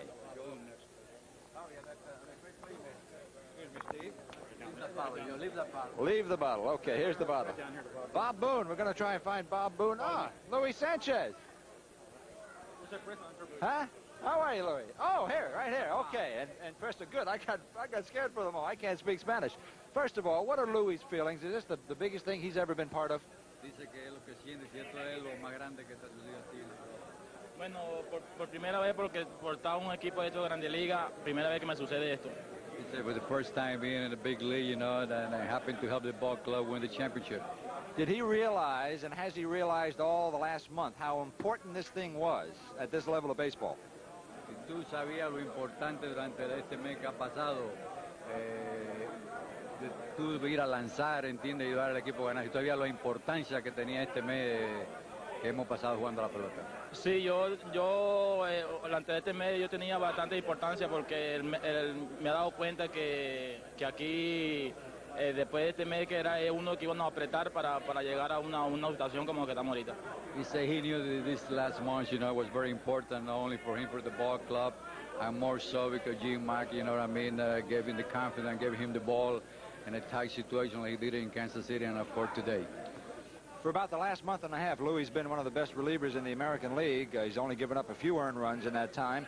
Why the turnaround in the last month? What got him so good on the last month of play? Él dice que es lo que sucedió a ti, que tú has pillado también durante el último mes de la temporada, ¿verdad? Que tú, como el brazo que tú has tenido, pues que tú este último mes has pichado muy bien. ¿Qué tú crees que es lo que...? Bueno, porque eso me han querido por mi trabajo que he hecho y trabajando todos los días, y por eso me mantengo en buenas condiciones para tener en esta oportunidad de ser un buen gran lanzador en estos importantes cines que acabamos de realizar ahora. What do you say? Give him the opportunity, you know, that he got from Gene, you know, and he always knew he had this stuff. And especially the last to the season, you know, he was called upon in many situations, you know, either to save a game or lose a game, and he did the job, and he bring more confidence on him, you know. Give him our congratulations and wish him well for the next couple of weeks. Dice que te da muchas felicidades y que estas 2 próximas semanas más adelante también. Muchas gracias a ustedes por estar en la televisión aquí en los Estados Unidos y un ¿cómo se llama? Y un saludo a todas las fanaticadas americanas que van a los Angelitos de California. We send a regard to all the fans in Los Angeles, you know, and of course the Latin American people, and thank you for bringing them up in your television. Well, we're delighted, and thank you, Preston Gomez and Luis Sanchez. So, Luis Sanchez certainly got the job done today. Here's a veteran of many wars, Red Patterson. Too many wars. Too many wars in baseball with the old Yankees way back when, and now a success with the Angels. And This is great. I mean, we got some more games in front of us, and they're going to be tough games, but this club can do it, believe me. We got it again, huh? Oh. What? We can do it. We can do it again. Yeah. Look at Red, he gets behind me. What did he say on the air? I'm not sure I heard what he said. He's right over here. We're going to get Bob Boone. Hey, this is fun. We're going to get you, Jim. Doug DeSensei. We haven't got Doug yet. You want to get Doug right now? Yeah. What are you all wet about? What am I red about? What? All wet about. All Wet about? Oh, because it's going right down. No. How do you feel? I feel great, I'll tell you. Man. Oh! That's Well, not it bad. feels better, baby. Yeah, it feels better, There's man. Papa Jack, who came off the bench so many times with a key hit. How do you feel being one of the Pine brothers? Hey, this has got to be the greatest feeling that I ever had in baseball. Doug DeSensei has got MVP of the year, I tell you. He done the job for it, really. MVP of the year, perhaps, but you got some work left to do, don't you? Oh, really? You know, the personal honors are, you know, that just comes, but I'm just really happy that you know, we won. And that's what it's all about. You can have the greatest year you could ever have, and nobody match it, but if you don't win, it doesn't mean anything, and that's really what it's about, man. You ought to know, Rich. There's Reggie with it. Winning is what it's about. And, you know, it's just, we've had a great team. We've battled all year, and, you know, Well, let me ask you. made it easy for us, that's for sure. Having played in Baltimore, do you have a preference where you play next Friday? Because we open up here Tuesday and Wednesday. Well, I prefer to play Milwaukee, honestly. I think they don't have the pitching to stop us, where Baltimore's always got good pitching. Congratulations, and savor this for a couple of hours, because you're back to work on Tuesday. That's Tuesday. Right now, it's Saturday. Doug DeSensei. Now, who else can we find? Want to try to get Bob Boone? Okay. Just follow me, and we'll wend our way to Bob Boone. Luis Sanchez just shot somebody with a cork. Bob Boone is sitting down over here very quietly, savoring the win with a bottle of champagne. We're going to jump in on his party right now. There's Bob, talking with some of the media. Outstanding. Going to be tough ball clubs, and we're going to have to put our A game on the field in order to win. Bob, you don't look wet enough to have just won a pennant. I'm wetter than you. Good. Good. I'll go take a shower in a minute. I'm just... Oh, look at this. Bobby Clark right on cue. And Bob Boone is as wet as I am. Bob, stuff burns, doesn't it? How does this compare with other teams you've been on and other winters you've been on? Look at this trio. We got Jeff Zahn, Rick Steyer, Renko, Bobby Clark, beer, and champagne. I thought he was too dry over here. Somebody must have heard me.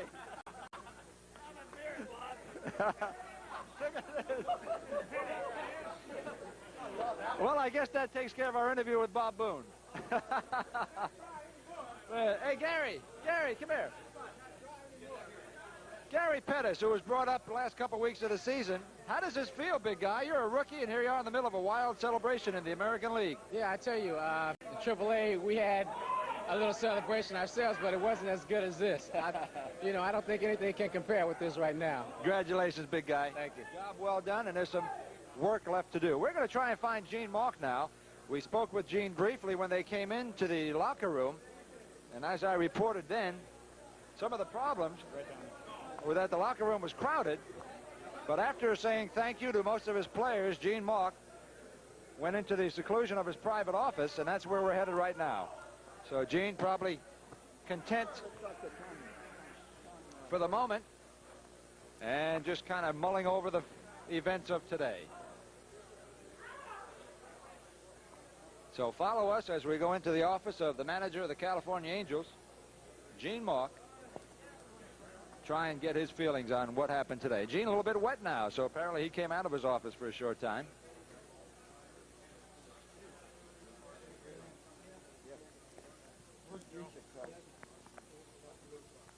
Oh. Skipper, you're on live television. Congratulations. Thank you very much, Joe.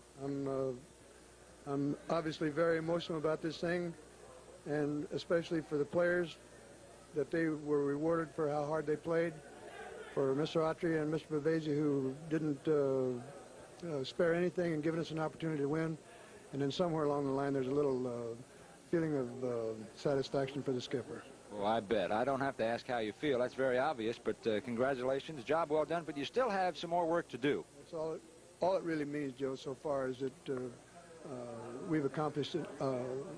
We've established a position where we can do something great. That's all it really means right now. The first long step is over, and we got a size 3 step to take care of, and then hopefully we can take a size 4 step. Tomorrow, you're just going to have a little fun, play some of the kids? I think the people that are coming out for Fan Appreciation Day are entitled to see the regular players for at least briefly. I'll talk it over with guys like Reggie and DeCinces, who are within range of some personal goals like 100 RBIs and this and that, and see how they feel about it. And tomorrow is their day. I ain't going to worry about it. I'm going to start getting ready for Tuesday. Savor this. You deserve it. Thank you very much, Joe. Gene, can we just talk? Okay. Got nailed. Yeah, we all got nailed with a little bit of champagne. Okay. We are in the Angel locker room now. The Angels having wrapped up the Western Division of the American League. And we're going to pause right now and be right back.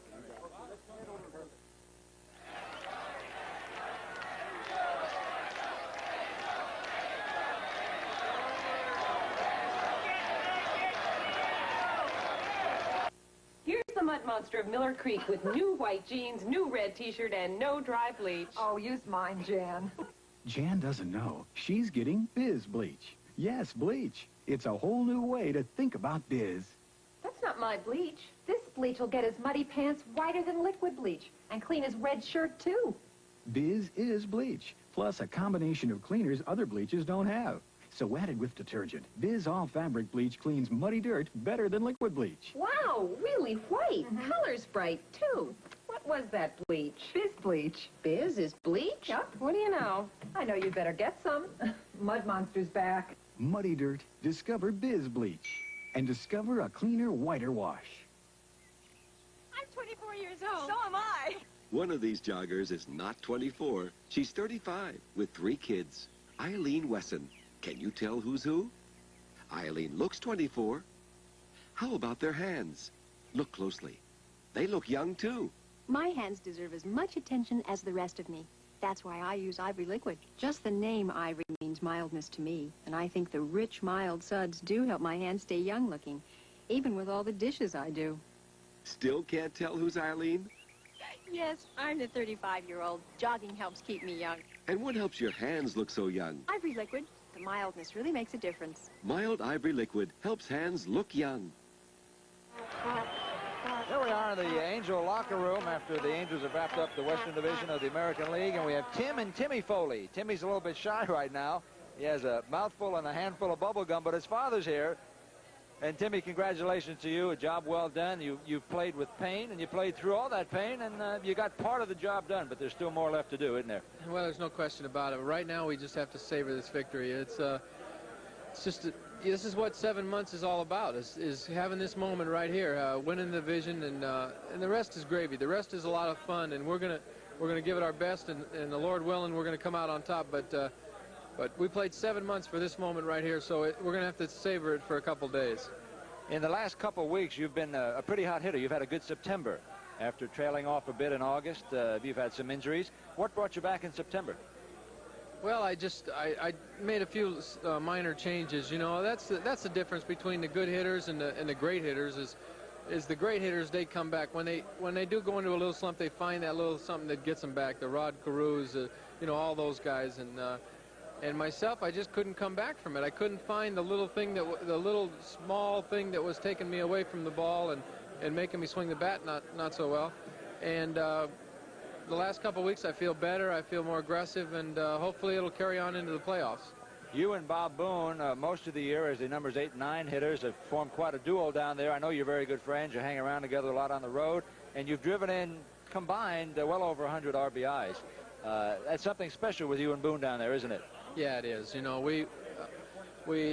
I choke up and he swings from the end, but we hit a lot alike. We try to approach the ball a lot alike, and we think a lot on the same lines when we're hitting. You know, neither one of us is a power hitter. He can drive the ball a lot further than I can, but we talk about, you know, how do we want to approach this guy and how are they going to pitch us and this and that, and we've really been pretty close all year. But Bob Boone is not making his money hitting. You know, had a great year offensively, but Bob Boone is the best catcher in baseball, and he just had some kind of great year behind the plate. Congratulations, and rest up. You'll back to work on Tuesday. Well, I'm looking forward to it. Thank you, Timmy. And thank you, Timmy. Can you say hi and turn around? Maybe your mom can see you on television. Say hi to your mother. I guess he doesn't want to. Okay, we have Don Baylor standing by. He's about the only regular we haven't yet talked to, but we're going to go grab him right now.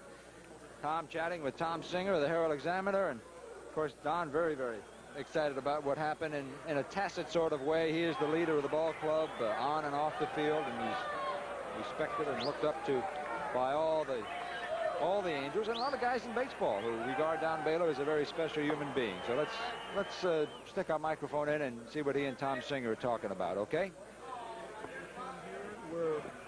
That's all we had to do is win 2 out of 3, and we had 3 ball games over there and in Kansas City that we played excellent baseball, and they just came back and beat us.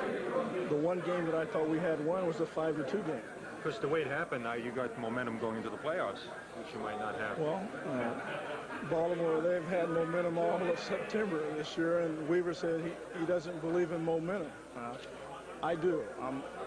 You know, you ride the crest of good fortunes, and every time you win, it builds up for the next day. And if you're on a losing streak like Milwaukee's on right now, you seem to be down and you kind of doubt yourself a little bit. So I do believe in momentum.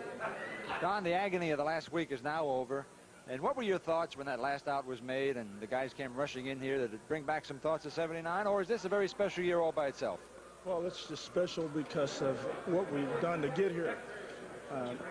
We've been criticized for our lack of pitching, but we stayed right here with it, and we knew what we had to do. We got a lot of timely hitting from a lot of players from top to bottom. We got a lot of support from our bench. Our bench has been outstanding all year long, and they won us a lot of ball games off the bench. Back to work on Tuesday now. Do you have a preference, either Milwaukee or Baltimore? Well, I just know one thing. We're in it, so I don't think we really care who we face. But if it's Milwaukee, they can't really go with their top pitcher like Vukovic pitched, I think, on Friday night in the doubleheader. So did Carwell. And Palmer, their #1 pitcher, is pitching tomorrow. And Sutton's pitching for them tomorrow. So they can't really come back with their top-line pitcher on Tuesday. Are you happy that you're opening up at home? Is that any kind of an edge for you? Well, when you play on the road, you always hope for a split in a 2-game series. And we played in Baltimore in '79, and we lost 2 tough ball games there. And this year we're playing in our own home ballpark, so we'll have the home team advantage. And there's advantage, there's no doubt, because you get the last at bat in the ninth. Congratulations, big guy. In many ways, you're the leader of the Angels, and we congratulate you for a fine year. Thank you, Joe. Enjoyed it. Okay. Don Baylor. Now we're going to find Jimmy Reese. Jimmy Reese had a birthday this week. He is 77 years old, and with a cigar in his mouth, he's going to come over and talk to us. Jimmy and I have been friends for a couple of years. There's Papa Jack. Anywhere there's a camera, there's Papa Jack. Yeah. Right, that's right, man. What do you think of this guy? He's a hell of a guy, man. He keep the pitchers in shape. He keep the ball players. He keep the Pound brothers in shape by hitting them fungos, and he loves the showboat. He's a showboat. He's the biggest showboat. Thanks a lot, fellas. I appreciate that. Jimmy was 77 years old this week, and it was 78 years old. See, we had it wrong. Anyway, he was a roommate of Babe Ruth, weren't you? Well, we're going back 52 years now, Joe. But this club is comparable to the club that I was with, the Yankees. And they're the best, finest group of fellas I've ever been with. And everybody cooperated with one another. There was no jealousy, no envy whatsoever, despite the fact there were a lot of outstanding players on the club. You said earlier in the year that, having known Babe Ruth so well, that Reggie Jackson is a more charismatic person. He compares very favorably with the great Babe. I put him almost in the same class. He has more charisma than anybody I've seen until I saw the Babe. That's right. Hey, congratulations. God bless you. 79 years old next year. Thank you. Okay, Thank you, good enough. Jimmy Reese, one of the favorite Angels. He does work out the ball players before the ball. Hey, here's Jack. Here's Jack who feeds everybody. This is the best we ever had. Better than 79. Why? Saturana pits. Satura's pits. Jack is the guy who cooks all the food for the media, and we know him very well. He smokes cigars like many of us do. Always. You got it? There you are. How come it's not lit? That's supposed to be a victory cigar. That is a victory cigar. That's went out with beer, with champagne went out. How many years have you been with the club now? 16. 16 years, and you've seen 2 pennants, and this is better than 79. Better than 79. That's good. Well, keep feeding us the good food. That's part of why we're here. Good. Thank you. Okay, Jack. Thank you. Okay, who we got now? Louis Tiant. Oh, I got to brush up on my Spanish again. El Tiante. Here he's got a glass of Gatorade. He's got champagne and a cigar. Well, how does it feel to have accomplished what the Angels have accomplished? You've only been here a short time, but that's... Angel Marino got him. Well, you know, I feel good. You know how it is. I've been here before, you know. I winning a pennant before with Boston. I know that's a great feeling you can have. I believe in when you come in the playoff and have a chance to go to the World Series. I think a little different when you play a regular season. And, you know, I'm happy because even I'm not pitching too much in the last part of the season. But, you know, I think in the time I wasn't here and in the beginning when I start pitching, I'm doing the job, or at least I try. You know, and I'm happy for everybody because I think that's a great feeling for everybody. How soon will you be able to pitch again, do you think? You've got the hamstring pull? No, I'm ready to pitch it. You know, 1 week ago I tell Morgan I'm ready to pitch it, but yes, you know, and they come out and they're not using me very much later on, and they've been using the other guy, and I believe, you know, like Kison, he's taking my place, he's doing a hell of a job, and I don't believe in no way you can take a Kison out of the rotation. Well, you may get some work next week and maybe the week after if the Angels are lucky. I hope, you know, I've been looking for it because I need a pitching, you know, and that's the kind of game I like, you know. Louis, congratulations. Job well done. Okay, thank you. Okay. Angel Marino, can you interpret for Angel? Louis?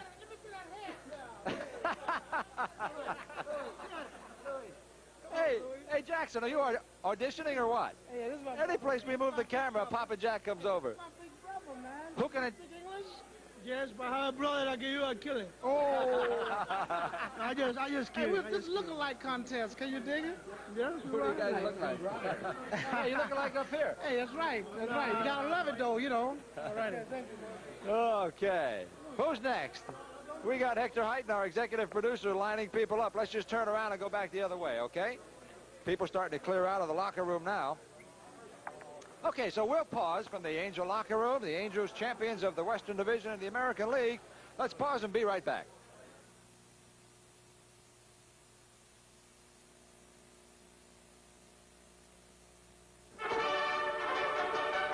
His life belonged to England. His love torn between 2 women. Tonight, Robert Taylor is Ivanhoe, starring Elizabeth Taylor and Joan Fontaine. I, Wilfred of Ivanhoe, do challenge the judgment of this tribunal. To Ivanhoe. He fought for love, for honor, and the future of a kingdom. A classic tale of swords and chivalry nominated Best Picture of the Year. Robert Taylor is Ivanhoe, tonight at 6 here on Channel 5. Tonight at 11, the undefeated UCLA Bruins take on Colorado in exciting football action here on Channel 5, KTLA, Los Angeles. Okay, are we on? Okay, Bobby Gritch is here. Bobby, you and I are going to walk this way for just a moment. Hector Heighton has corralled somebody that we want to pay a visit to. John Hall, a columnist for the Register. Nice guy. John Hall, back in August, said that we had a bunch of old goats. He said September was too long for us. You've gotten younger. He said we couldn't make it. We couldn't make it. I love that right there. John, Terrific. You've made my day. All right. I waited 2 months to do that. It felt good. All right. So John Hall, they've gotten younger. He's gotten wetter. Congratulations. Andy Hassler and Dr. Yoakum having a chat. Can we butt in on your conversation, Andy? Congratulations, big fella. You're part of a pennant-winning team. How does it feel? You've been over here sitting quietly and mulling over the situation. Watching all the excitement and everything. Mr. Autry deserves this, and I've been with Mr. Autry since 1970, and I can't be happier for that man indeed. Now, you've got some work left to do as a pitcher. Do you prefer to pitch against Baltimore or Milwaukee? It really doesn't matter. I guess if I had my choice, I guess I pitch better, a lot better against Milwaukee. So I would hope that they win tomorrow.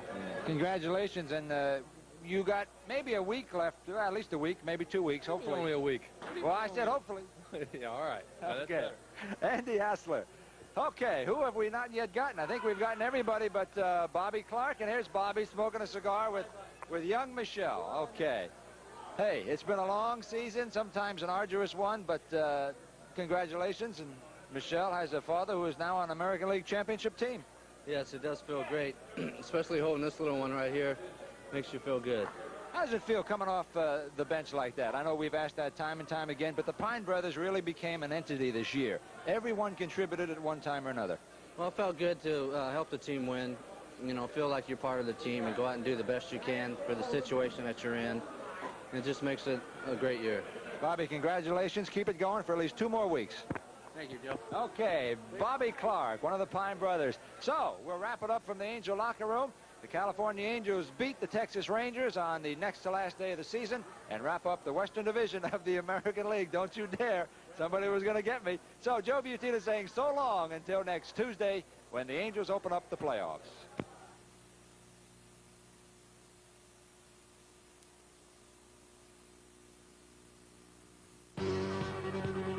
This Angels baseball game has been brought to you by Anheuser-Busch St. Louis, brewers of Michelob. Put a little weekend in your week. By Mark C. Bloom, with over 50 stores to serve you in Southern California. You can't choose the right tire if you don't have a choice. By Taco Bell Restaurants. You'll find all kinds of deliciously different food waiting for you there. Come in today and see for yourself what a difference Taco Bell makes. By National Lumber, the place with the good stuff at the right price. If you like the game, you'll love the way you and your budget are treated at National Lumber. And by the makers of Toyota Cars and Trucks, who remind you that it's a good feeling to buckle up for safety. So get the feeling whenever you drive. Executive producer of Angels Baseball is Hector Heighton. Associate producer is Elena Habib. Director was Joe Quazzarano. Studio coordinator at KTLA was Jim Kane. Production coordinator was Jane Ellen Dawkins. Satellite and transmission facilities arranged by the Hughes Television Network. From Anaheim Stadium in Anaheim, California, Channel 5 has presented the California Angels versus the Texas Rangers. This is Larry Van Nuys inviting you to join us next Tuesday at 4:30 p.m. from Anaheim Stadium when the Western Division champion California Angels meet the Eastern Division champs in the first game of the American League pennant playoffs.